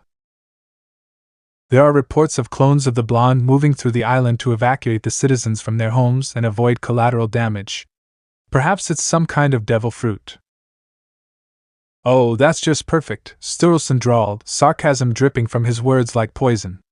"Order the recon teams to take anything not nailed down from the empty houses," he added, ever the opportunist, hoping he could spin this in their favor. Far above them, perched atop the yardarm with his arms crossed, one of Naruto's clones looked down at the crew, totally oblivious to his presence. He clicked his tongue and maintained his silent vigil. While most of the other clones had been drafted to evacuate the hamlet from the rampant destruction his clash with the fedora-adorned Pinkette was already producing, he had been sent to spy on the pirate ship to ensure they didn't pull anything underhanded. Much to his chagrin, these pirates seemed to be reverting to type. It was a good thing they wouldn't get far with the sabotage he had unknowingly wreaked on their ship under the cover of the storm. It would take them at least half an hour before they released that their dropped anchor had been welded to its port. The gunpowder was all wet, and he'd used Saiken's corrosive ooze to dissolve the rudder chain. His ears perked up, something carrying over the blizzard, the unmistakable sound of a child's cry. Crouch, walking along the yard tips of the crosstree masts, he spied the door to the interior had been opened and now clattered back and forth in the wind. But much to his horror, the children. He could see 4 infant children, crawling out on the deck towards the ship's edge. 3 of them were very young, triplet boys of only a year each, while the 4th was slightly older, a cute little toddler with aquamarine hair. She was the sole female of the group of children, and the one who was crying, drawing the attention of the scarlet zero-haired member of the triplets while the others looked around, bewildered. Why on earth were there babies on a pirate ship, unguarded on the deck in the middle of a blizzard? Despite the fact that it risked revealing him, he could not allow the innocent to come to harm by the negligence of the chess and food-themed crew, so without a second thought, he stepped off the yard and gracefully fell, landing on the snow-covered deck with the nearest crunch. Instantaneously, the maroon-haired babe saw him, and Naruto got his first proper look at the triplets. The smallest one was a young boy with vibrant orange hair and a broad face thick with baby fat, while the other had closely cropped blonde hair. The third of the triplets, the crimson-haired baby, was slightly taller than his two brothers, nearly as tall as his crying sister. "Hello," Naruto said gently, flashing the four children a bright grin. "What are you all doing out here?" he asked, unsure if the children so young could even understand him. A quiet observation told him what he needed to know. A hailstone the size of a brick had shattered the nearby window of the cabin the children had been staying in. Suddenly, they were woken from their nap covered in broken glass and hit by the freezing gale coming in through the window. The confused children had left the room looking for help. After all, one of them had been hurt. Eyeing the crying girl, Naruto saw she was hurt. Her pudgy little hand was bleeding slowly, and a blood-stained fragment of glass by the door must have cut her as they crawled over the glass to escape the freezing room. Naruto stepped forward and, to his surprise, saw the boys close ring around their sister, the scarlet-haired one pride of place, his pudgy face set in a childish, albeit emphatic frown. But it was his eyes, they were strong. They held a drive and fire to them that no baby should have, their intent clear as a cloudless blue sky. Naruto's grin changed to a small smile. "You're a protector, aren't you, little guy?" he asked. The babe could not and did not respond, but he held Naruto's gaze and kept himself between the blonde and his elder sister. "I'm not going to hurt you, in fact, I'm here to help." Naruto molded fire chakra within him, then slowly released it from his pores, an aura of warmth rolling over the cold children. Kampo's tears immediately slowed while Oven and Daifuku basked in the warmth, melting away the cold. But the eldest of the triplets, Charlotte Katakuri, kept his siblings behind him, never once breaking Naruto's gaze. "I'm gonna help your sister, okay," Naruto said good-naturedly, holding out a hand to the little boy, palm up in a show of placation. Katakuri looked between the hand and his siblings before moving minutely to the side. Slowly, Kampo shuffled forward, her hands shaking in fear and pain, but Katakuri's presence and Naruto's bright smile assuaged her childish concerns, and she lifted her small bleeding hand to rest in Naruto's much bigger palm. Naruto cupped it with his other hand, and soon, they were covered in a translucent sheen of mint-green healing chakra. Kampo made a confused burble at the odd feeling that pleasantly rustled against her skin, but it was better than the pain. When Naruto opened his hands, the eldest daughter of Big Mom opened her mouth in a little "oh," greeted by her hand now totally healed, a peal of melodic giggles coming from the tot of Tato. "You see, all good," Naruto uttered happily, giving Katakuri a lengthwise smile. Katakuri looked unsure for a second before finally opening his mouth, his face splitting into a bright grin of needle-sharp pointed teeth. Naruto was overcome with the urge to swoon in cuteness but suppressed it as his negative emotion senses blared in warning. He stood and threw himself in front of the four babes. "Intruder! He has Mama's children!" shouted a chess soldier desperately, only now noticing the mysterious blonde standing on the upper decks. A bell soon rang out, and in a few moments, a crowd of Big Mom's crew stampeded up the stairs with weapons in hand, stopping about 10 feet away from Naruto and the children. Strolson pushed past the much taller henchman to stand at the head and finally lay eyes on Naruto, and more importantly, the four infants huddled behind him. "Get away from the children!" the cook with a large nose shouted, pointing his cutlass at Naruto, who looked thoroughly unimpressed and not at all intimidated. "Don't worry, I'd never hurt a kid this young, but do you mind lowering your weapons? I got bad memories of trigger-happy mobs and snowstorms," Naruto replied, the memories of waves seeming like a lifetime ago.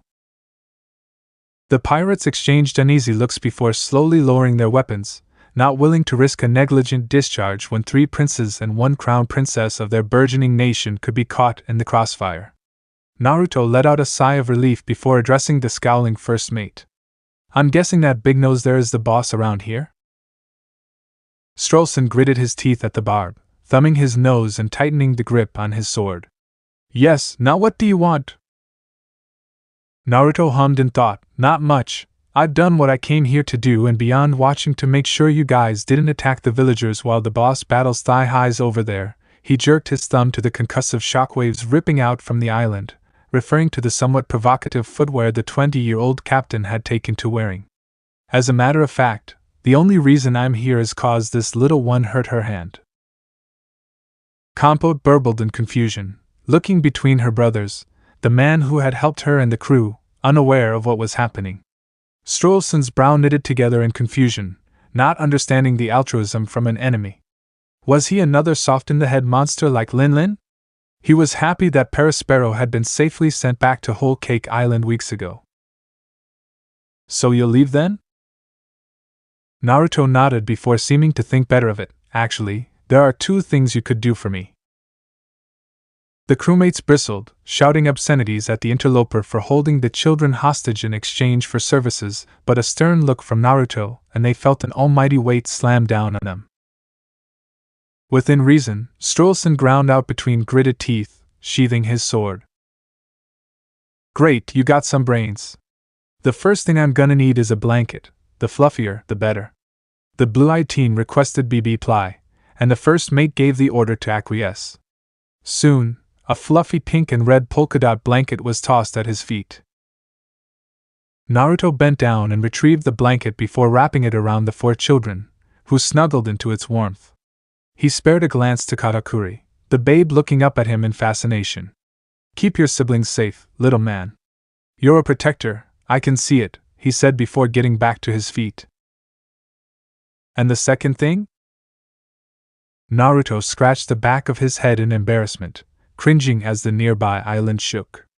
I really don't want to muss up this island when people live here, but I know thigh highs won't stop till I beat her again, so can you tell me where the nearest uninhabited island is? That's it. Naruto nodded, and Strolson looked down at his wrist where his log pose was strapped. After a few moments of thought, he pointed out over the sea. There's an abandoned island about 40 nautical miles southeast of here. Will you leave now? Naruto nodded in thanks while chuckling.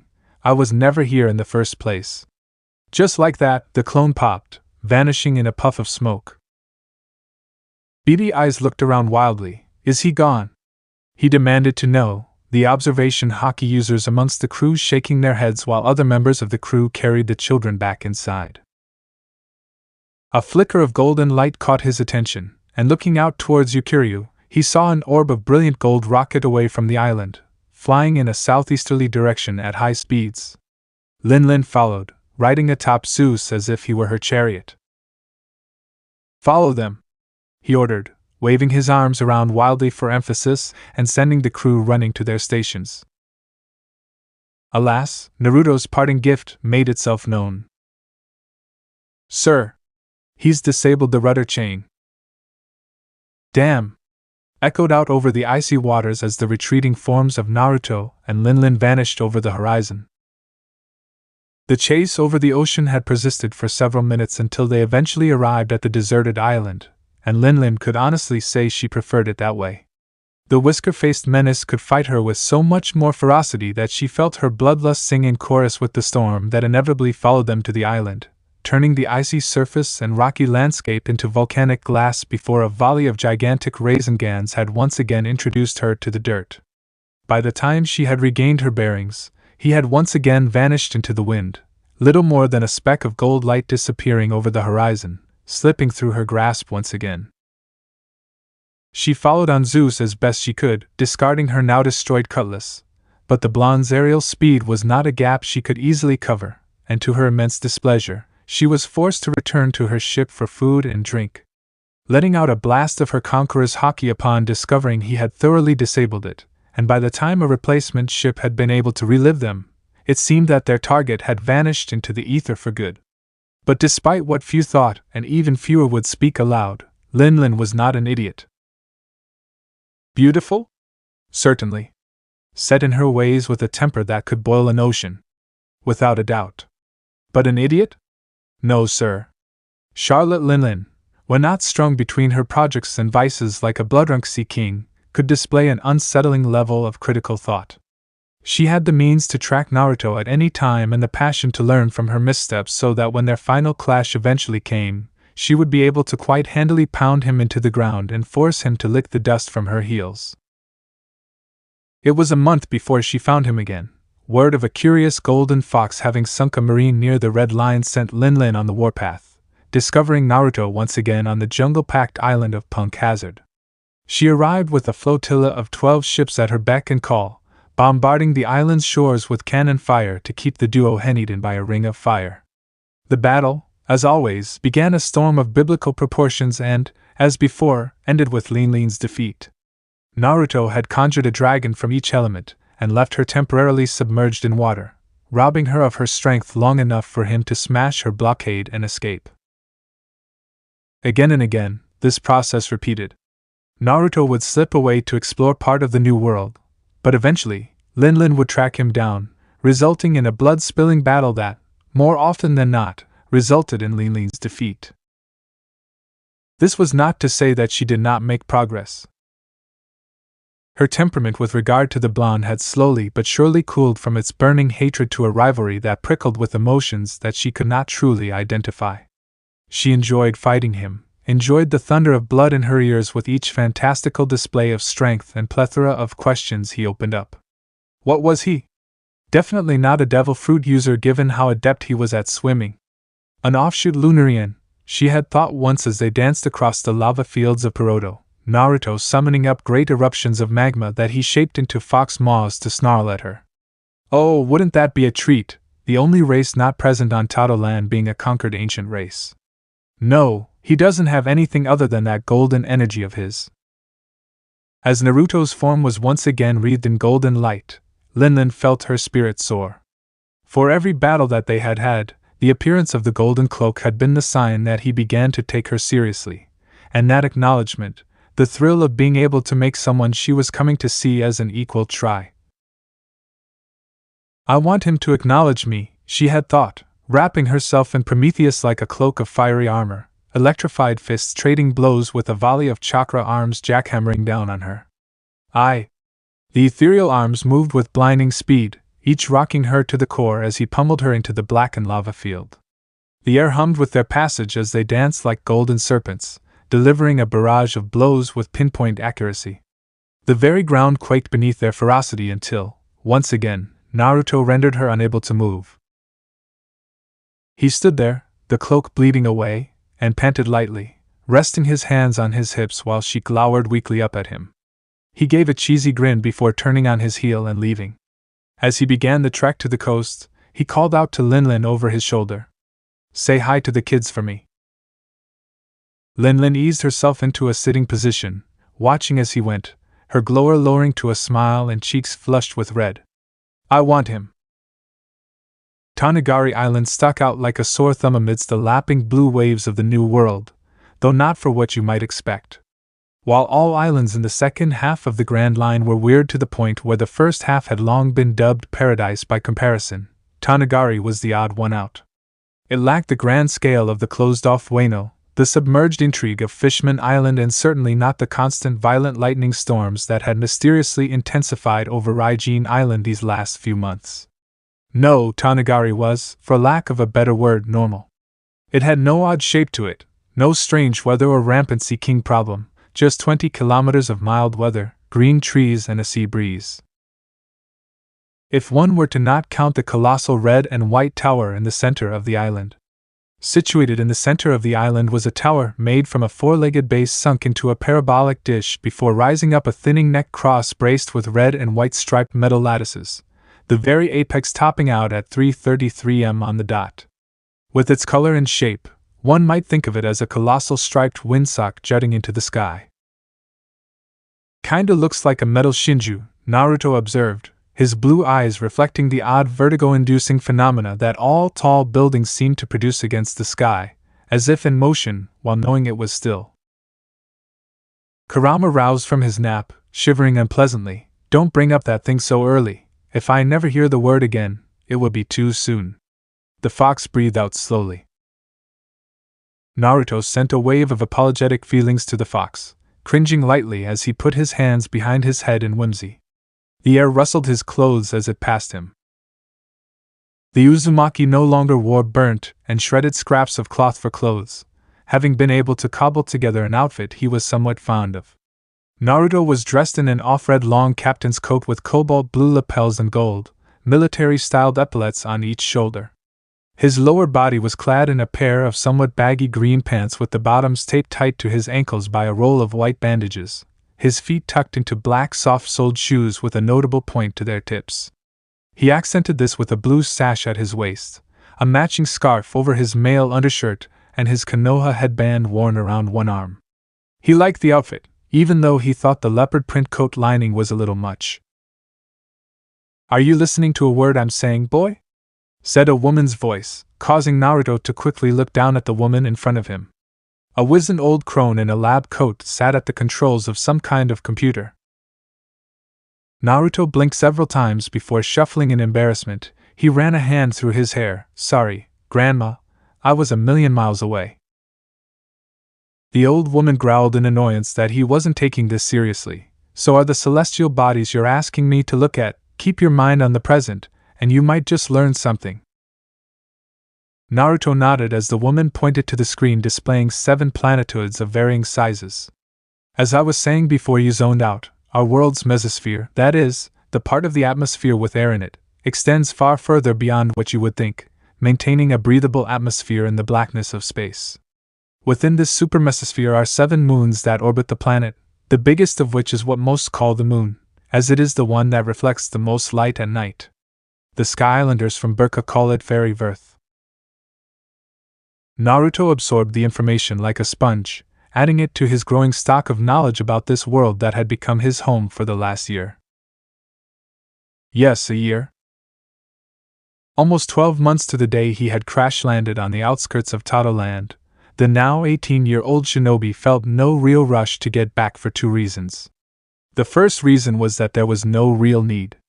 About a month after his arrival, in between his frequent travels between the islands of the New World, Naruto had felt a familiar yank at the back of his consciousness and was dragged into the orange-hued psychic dreamscape shared by the tailed beasts and their Jinchuriki, called there by the ever-rhyming heir apparent to the rap throne of Kumo and his Jinchuriki brother, Killer Bee.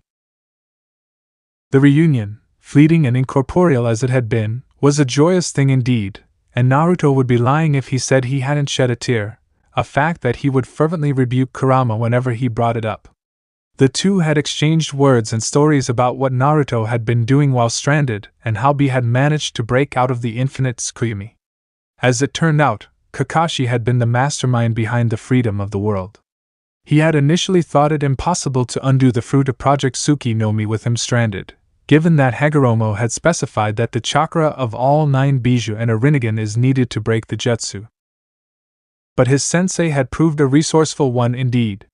He had had Sakura transplant a Rinnegan from Madara's corpse into his head before using the chakra of the 8 Bijou, and the remnants of Kurama's chakra in the Kahaku no Johei to break the global-scale gain jutsu.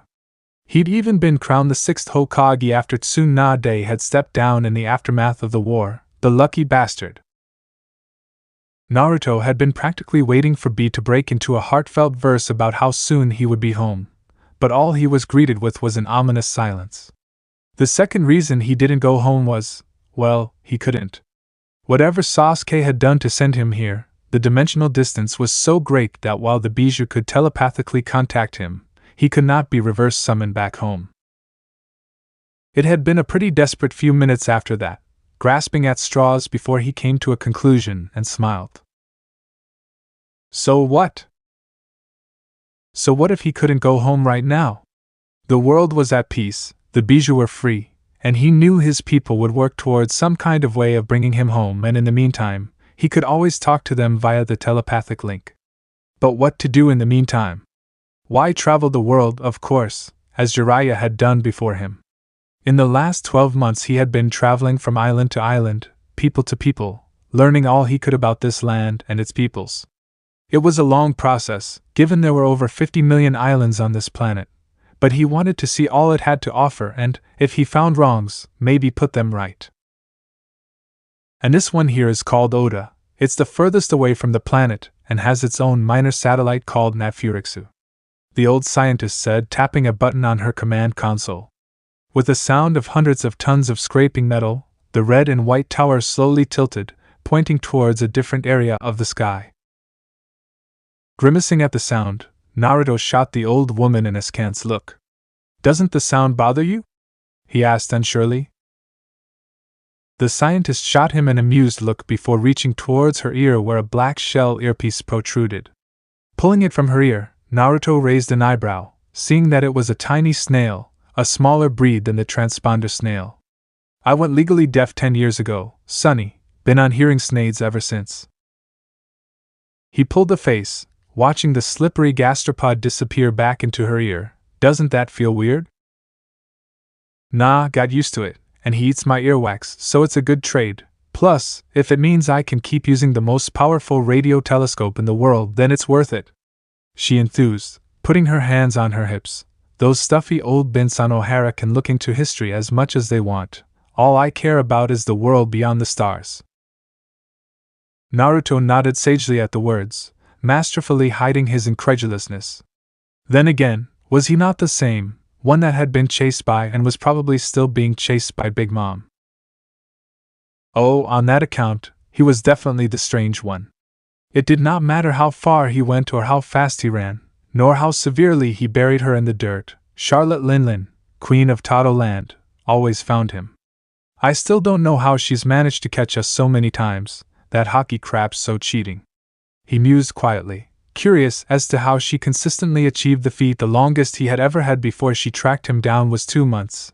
He had last seen her about a month ago on Raijin Island, where she had been consumed by a Kirin he had called down, channeling the entire island's lighting discharge into a singular animated beast. "Ha!" Kurama barked from within, drawing Naruto's ire. "The irony that you are being stalked by a pink-haired girl who wants to jump your bones is not lost on me." Naruto gritted his teeth at the comment. "Break my bones, not jump me a fuzz, but..."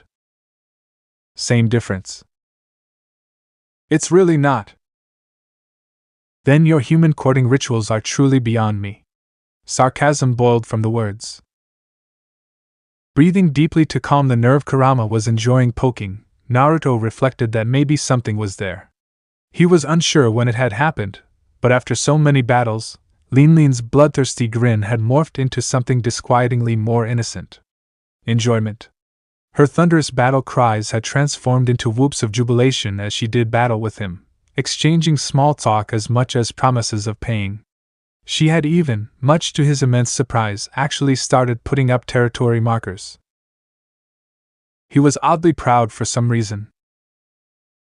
The hair on the back of Naruto's neck suddenly stood to attention, his sixth sense for all things intangible roused, an awareness of something incoming.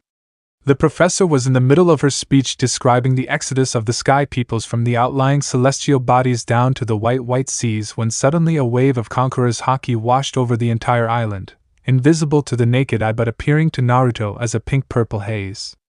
The professor was cut off mid-sentence, eyes turning blank and rolling back in her head before slumping back limply in her chair, unconscious. The wave of haki dissipated shortly, and Naruto could not help but pinch the bridge of his nose in annoyance. "Well, at least she has the manners to announce herself without cannon fire now," he said, finding a silver lining before turning on his heel and making his way out of the complex, passing dozens of similarly passed-out residents of Tanagari along the way. In a spur-of-the-moment decision, Naruto took the time to prop up every fallen person and ensure they were okay. He knew she'd wait. Progress. Walking through the forest that surrounded the radio telescope complex, Naruto eventually alighted on a sandy beach and saw her, totally unsurprised by her appearance. Now 21, Linlin looked more or less the same as she had a year ago in terms of appearance, save for the fact her captain's coat had gained a yellow lining and her fedora had a long pheasant feather sticking out of the fabric band. She sat atop of Zeus in a relaxed repose. Prometheus hovered at her right shoulder. "Linlin," he greeted boredly. Zeus, Prometheus. Naruto! Zeus greeted excitedly, a far cry from their first meeting. Prometheus glowered at his brother homie being so informal with their enemy. Hey, Whiskers, nice island you got here, far less stormy than Raijin. You put me in traction for a week, you little bastard, she complained with a small smile before rising from Zeus to her full height. Again, Naruto could say she was the tallest human woman he had ever met. She slowly walked towards him, her homies floating either side of her. Did you at least get treats for my boys? Naruto smirked and slowly raised both hands. Channeling chakra into them, he conjured an elemental microcosm in each hand, lily-colored lighting in his left hand and Matatabi's blue fire in his right before flicking his wrists to second them at the two homies. Zeus leapt up with a cheer, opening his mouth wide to gobble up the high-yield electricity and munch on it like succulent candy. Prometheus was far more reserved about nibbling on the globe of azure fire, but it was clear by his cartoonish blush that he was enjoying it. Thanks for using hockey to knock everyone out rather than just barging in with the intent to kill. You've come a long way. Naruto smiled. Lin beeped an eyebrow. And what's that supposed to mean? It's only right that a queen and a conqueror uses her power to prevent an audience of prying eyes. Keep telling yourself that, Naruto chuckled, a dusting of red flushing on Big Mom's cheeks at the tinkling sound.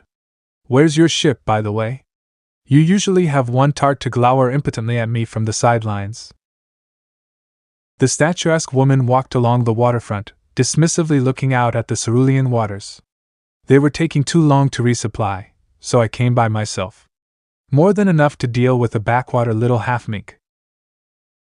How many times do I have to tell everyone I'm not a mink? I've been to Zou, and even they think I'm part mink. Naruto complained, remembering the dukedom on the back of an elephant wandering the seas. She looked over his face searchingly. You just have a creatine vulpine charm to you, Naruto. Her use of his name so casually caught Naruto flat-footed, causing him to sputter to Big Mom's amusement.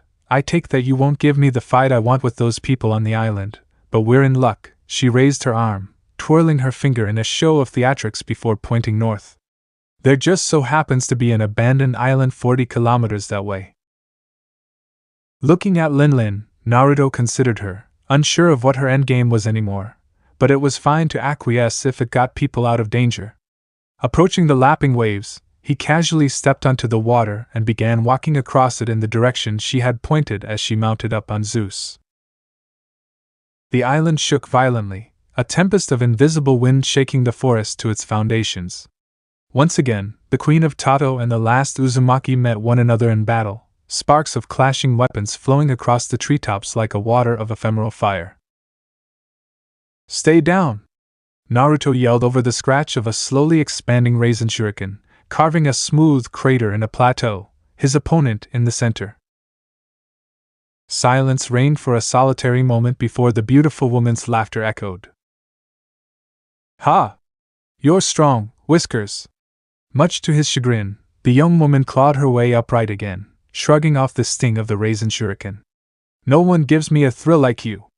Not like Nugade or Shiki, not even that wild man Rocks can knock me for 6 with such style. More! I want more! She yelled, launching an Ikkaku's sovereignty at Naruto. She swept low under it before raising his own weapon, a black bow staff slightly shorter than him, and caught the magenta-colored flying slash. It seemed to curl around the staff before condensing into a glowing maul on the end of his bow, and he ran forward, twirling it in one hand before launching it like a javelin back at Lin. She predicted the move via her observation haki and leapt to the side but was caught blindsided when the rock she had been standing beside vanished in a poof of smoke, revealing it had been no more than a transformed shadow clone who caught the pipe and turned into the momentum, bringing the bow around like it was a mace and crashing the captured sovereignty into her hip. She let out a grunt, pain burning up her side as her own attack detonated against her and sent her skipping back, smashing through the forest in splitters as she was sent through trees by the shockwave. Naruto extended his hand, tapping into magnet style and recalling the bow's staff to his hand. It may have looked metallic and black, but in actuality, the material was so densely covered in Shikaku's curse mark that it appeared black. He twirled it idly from hand to hand as he waited for Lin to come again. What the funk was that? Big Mom came stomping out of the forest, face set in a happy grin. Felt like I got smacked by the sea itself. Just a little something I picked up from some guy with a panda mask in Strumia. It's apparently made of some kind of sea prissy stone, he answered, tossing the bow like it was a conductor's baton before catching it. All I know is it's hard as hell and perfect for smacking people with weird powers like yours. Sea prism stone. He had a stick made out of sea prism stone. Lin tilted her head, slack-jawed. It explained why her homies were currently knocked out, but still, this was impossible, inconceivable. It was just so. Mama. That's so you. Lin guffawed, drawing her cutlass and rushing Naruto. She brought down her sword, and he blocked with his staff, sparks flying between them. I think I just fell in love. That caught him off guard. She capitalized, kneeing him in the solar plexus. Naruto skidded back before performing a back handspring to get distance, and regain his balance. A bead of sweat ran down his brow. What the hell, Ryu? He shouted, confused at the sudden declaration. She grinned, taking up a power stance. A woman who knows what she wants. Now fight me. Her haki enveloped her entire body, growing thicker around her sword, her eyes hiding nary a lie. There is no person on these oceans like you, no one so unique, no one so carefree. You simply do as you want and face power with power, so I must have you. You will be my Gurguglery.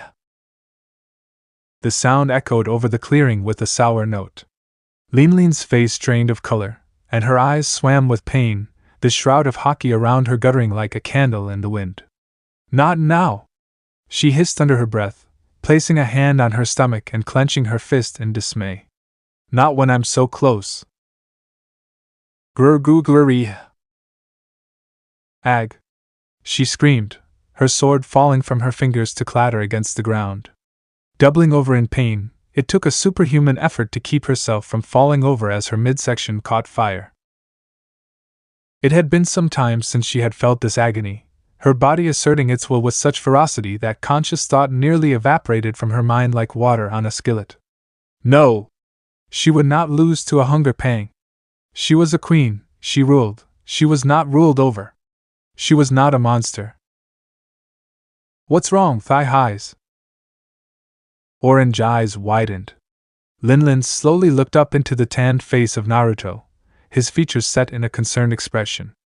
Another groan came from her stomach, but this time, it did not seem to hurt so much. Why? Why did he look at her with concern when her hunger pangs had only inspired dread and fear in her crew? Naruto seemed to consider her for a long time before he sighed, sealing away his bow's staff with a poof of smoke before a larger poof of smoke revealed a box of supplies and bowls. How about we call this quits till we get something to eat? It was music to her ears. The sun had set by the time the two had prepared dinner, and Big Mom's two cartoonish meteorological phenomena slept soundly by the fire. Naruto and Lin could be seen slurping from giant bowls of ramen animatedly. Lin ate like a ravenous beast, spilling the broth down her front as her hunger slowly receded, and while Naruto was slightly more controlled in his consumption of the comically large portion, he was able to keep pace with the tall woman. Light and shadows danced over each of them. The warm glow of the fire and the crackling of logs provided a pleasant ambience, and in the darkness you could almost forget they had nearly trashed the island in their battle. Naruto was the first to finish and covered his mouth to hide his belch, having enjoyed the break in the fighting for his favorite meal. You're looking better, so it seems you just needed some grub. Lucky I picked up a catering pack of ramen, though I didn't expect that I'd have to share it. Lin finished tipping the last of the broth into her mouth before putting her bowl aside. Ha! Much better, she huffed in contentment, wiping her mouth with the back of her hand. She narrowed her eyes at Naruto conspiratorially. Food is meant to be shared, not hoarded by one person. But it seems your manners have won out over your bad upbringing, Whiskers. Naruto snorted, leaning back against the fallen tree he was using as a seat. Big Mom smiled, slipping into a contented silence. The silence slowly grew awkward, either really knowing how to broach the subject of conversation without mortal combat at play. The older woman eventually broke the silence. If you're going to stare, Whiskers, then take a picture, it will last longer. Naruto rolled his eyes, but it was a good enough easing of tensions, he supposed. You're the one who's been chasing me for a year, thigh-highs. If anyone has obsessive issues, it's you. The difference between an obsession and a quest is the chance of success, and it seems you and I are breaking bread over a campfire. That's a win in my mind. She rationalized, removing her fedora and resting it on her lap, her long pink hair free to flow down her back. Had she always been that pretty? Naruto beat the stray thought into submission but let his curiosity eventually win. So are we going to talk about what you said or just go back to trying to kill each other? Mama! She giggled at his beat breakdown of their dynamic. My declaration has you hot under the collar? Good, there's hope for your common sense yet. There's nothing strange about the truth, I think I love you. Naruto rested his chin on the back of his fist and pouted, Lin, in my short life, I have seen a lot of weird things, and let me say this, the truth is never normal and always strange. A thought occurred to him, and he leant forwards, speaking of weird shit, I've always wondered how you were always able to track me down. Lin glowed with mirth, tapping her fedora knowingly. Seeing Naruto's lack of comprehension, she slipped a finger into the fabric band of the hat, and withdrew a small square of blank yellow paper that she lay on the palm of her hand. Naruto watched as the piece of paper began to slowly, without prompting, edge itself closer to Naruto by minute increments. His eyes bugged out, when? It was a vivre card, a standard method of navigating used in the New World to bypass its wacky magnetics. Taking a nail or a hair of someone and combining it with special paper created a link to the life force of the target, monitoring their life and moving in their direction whenever not acted upon. She returned the scrap of paper to her fedora. End of our first clash last year, you left a few of your hairs in my rings. Naruto facepalmed. It seemed so obvious in hindsight from what he had learned of this sea in the last year. As for my love for you, I don't see a problem. Unless I'm too much woman for you. She trailed her fingers down the line of her waist corset to her wide hips and enjoyed the blush it incurred in the firelight. No, it's not that, it's just, I'm finding it very hard to see how we can go from enemies to loved ones without so much as a kiss. Oh my god, this is like one of Sensei's books. It's actually freaking happening, pervy sage, you old lech. Naruto muttered, flashing to 1,000-yard stare born of 3 years of proofreading smut manuscripts for Jiraiya. Thumbing her chin, Lin pushed on with her explanation. I know the pleasures of the flesh. Sex is fun, but I've never felt anything like what I do for you, like an attraction that calls over the sea. You are so strong, yet you don't flaunt it. I find that unique, attractive. And what is love? An unexplainable force that attracts two things together for no given reason other than itself. Big Mom offered sincerely, you'll make a fine addition to my crew. Naruto pouted in confusion, weirded out and flattered by the words. He had hardly expected things to get so philosophical with the so-called country destroyer. But who sat before him right now? It was a far cry from the legend of Charlotte Linlin who annihilated countries on a whim, whose bounty numbered in the billions. She looked so relaxed, no, not human. An innocent monster who, despite the way the world viewed her, had a mind, feelings and viewpoints all of her own. Curiosity teased words from him. I'm not even a pirate, and I hardly want those seagull heads running after me. It may be a bit too late for that, Lin replied. She began to rummage through the pockets of her captain's coat, causing her bust to jiggle a little to Naruto's watching eyes. He averted his eyes a few seconds after he should have. She made a triumphant sound and withdrew a rolled-up sheet of brown paper and tossed it to him. You've made a name for yourself, Whiskers. A pit of dread formed at the base of Naruto's stomach, and with trepidation, he slowly unrolled the parchment, revealing a familiar whisker-marked face set in a fierce snarl. Wanted. Dead or alive. Uzumaki Typhon Naruto. B 99 million.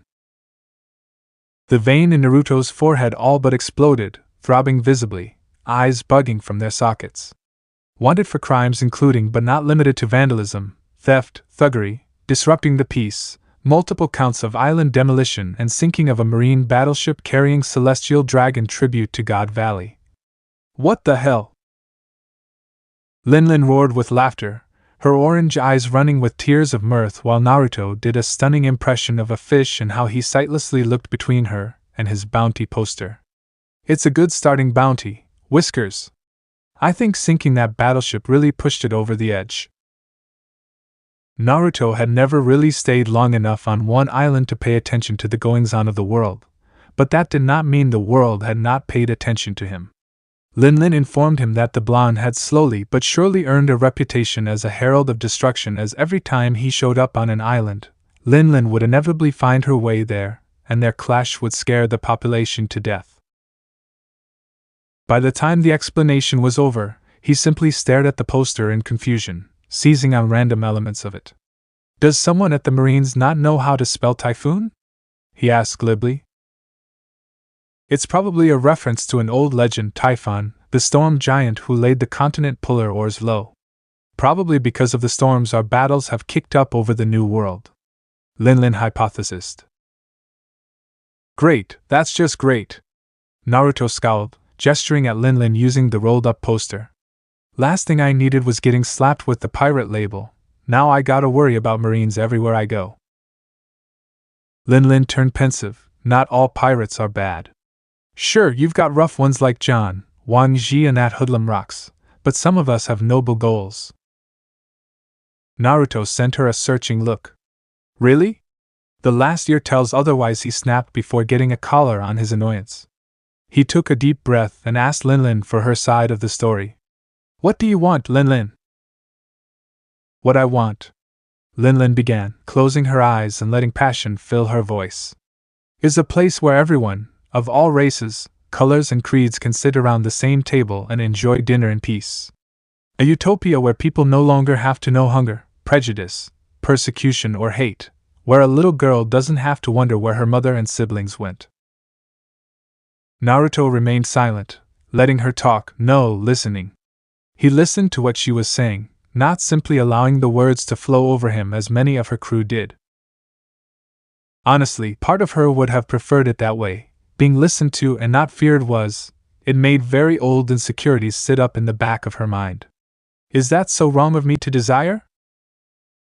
Before answering, Naruto thought about her words and actions and perceived and believed nature. It's not wrong, but I've seen before how noble intentions are insidious traps that can lead good men down bad paths. There's nothing as scary as the evil of a good man, 'cause demons run when a good man goes to war, he said firmly. Something inside Linlin broke, shattering like glass. A veil lifted itself from her eyes to see the world anew. Truths long hidden, truths she had refused to see, began to wriggle from the dark. What about you? What is it that you desire? She asked, begging to slowly move closer. Naruto hummed in thought. His obvious answer was somewhat untenable at the moment, and the thought of a future in this world was something that had never evolved beyond idle fancy. But now, after such a heartfelt baring of the soul, he had to answer in kind. I didn't have a very good childhood. It wasn't the worst, but it wasn't good either. But I can say that the cause was something out of my control, being seen as a monster.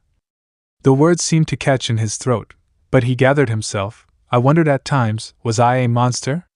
What even is a monster? Some moldering thing that crawls from a wet and cold place? A ghost from a book? No. A monster is something that does not fall in line with common sense, and to blame a child for that? How could I do anything that is not for the children in this world who suffer for no other reason than the world says they should? He finished, staring into a pair of beautiful orange eyes. Linlin had crossed the distance to him as he had spoken, his words growing more impassioned until now she was just a few inches away. They looked into one another's eyes, feeling the tickle of their breaths on one another's face, frozen in a moment in time by a campfire in the middle of nowhere. Slowly, as if testing the waters, Linlin leaned in and captured Naruto's lips in a kiss, his eyes going wide. He did not respond at first, But eventually, he began to respond, sucked into the hypnotic rhythm of a kiss, lips dancing to the beat of their hearts. Getting over the initial awkwardness, he returned the affections, and Linlin let out a pleased moan, her painted red lips melding with his until, finally, they were forced to break for air. Both panted lightly, hearts thumping in their ears at the enjoyment of the touch of tantric tete-a-tete. Mastering herself, Linlin sat up and looked deep into Naruto's eyes, a delicate hand slowly tracing the neck of her blouse and unhooking a button. So then, another button popped, the top of her cleavage emerging from the shadows. Together we might just make a country for those children to know only peace. Naruto swallowed thickly before finally he decided to try. It was mad, insane, monstrous even. After all, he'd try anything once. Once, he said. Per Naruto. How little he knew. So this part ends here. Alright, that's it for today's video, guys. Let me know in the comment section how was the story. And also don't forget to like, share and subscribe. I will meet you in another video. Bye bye.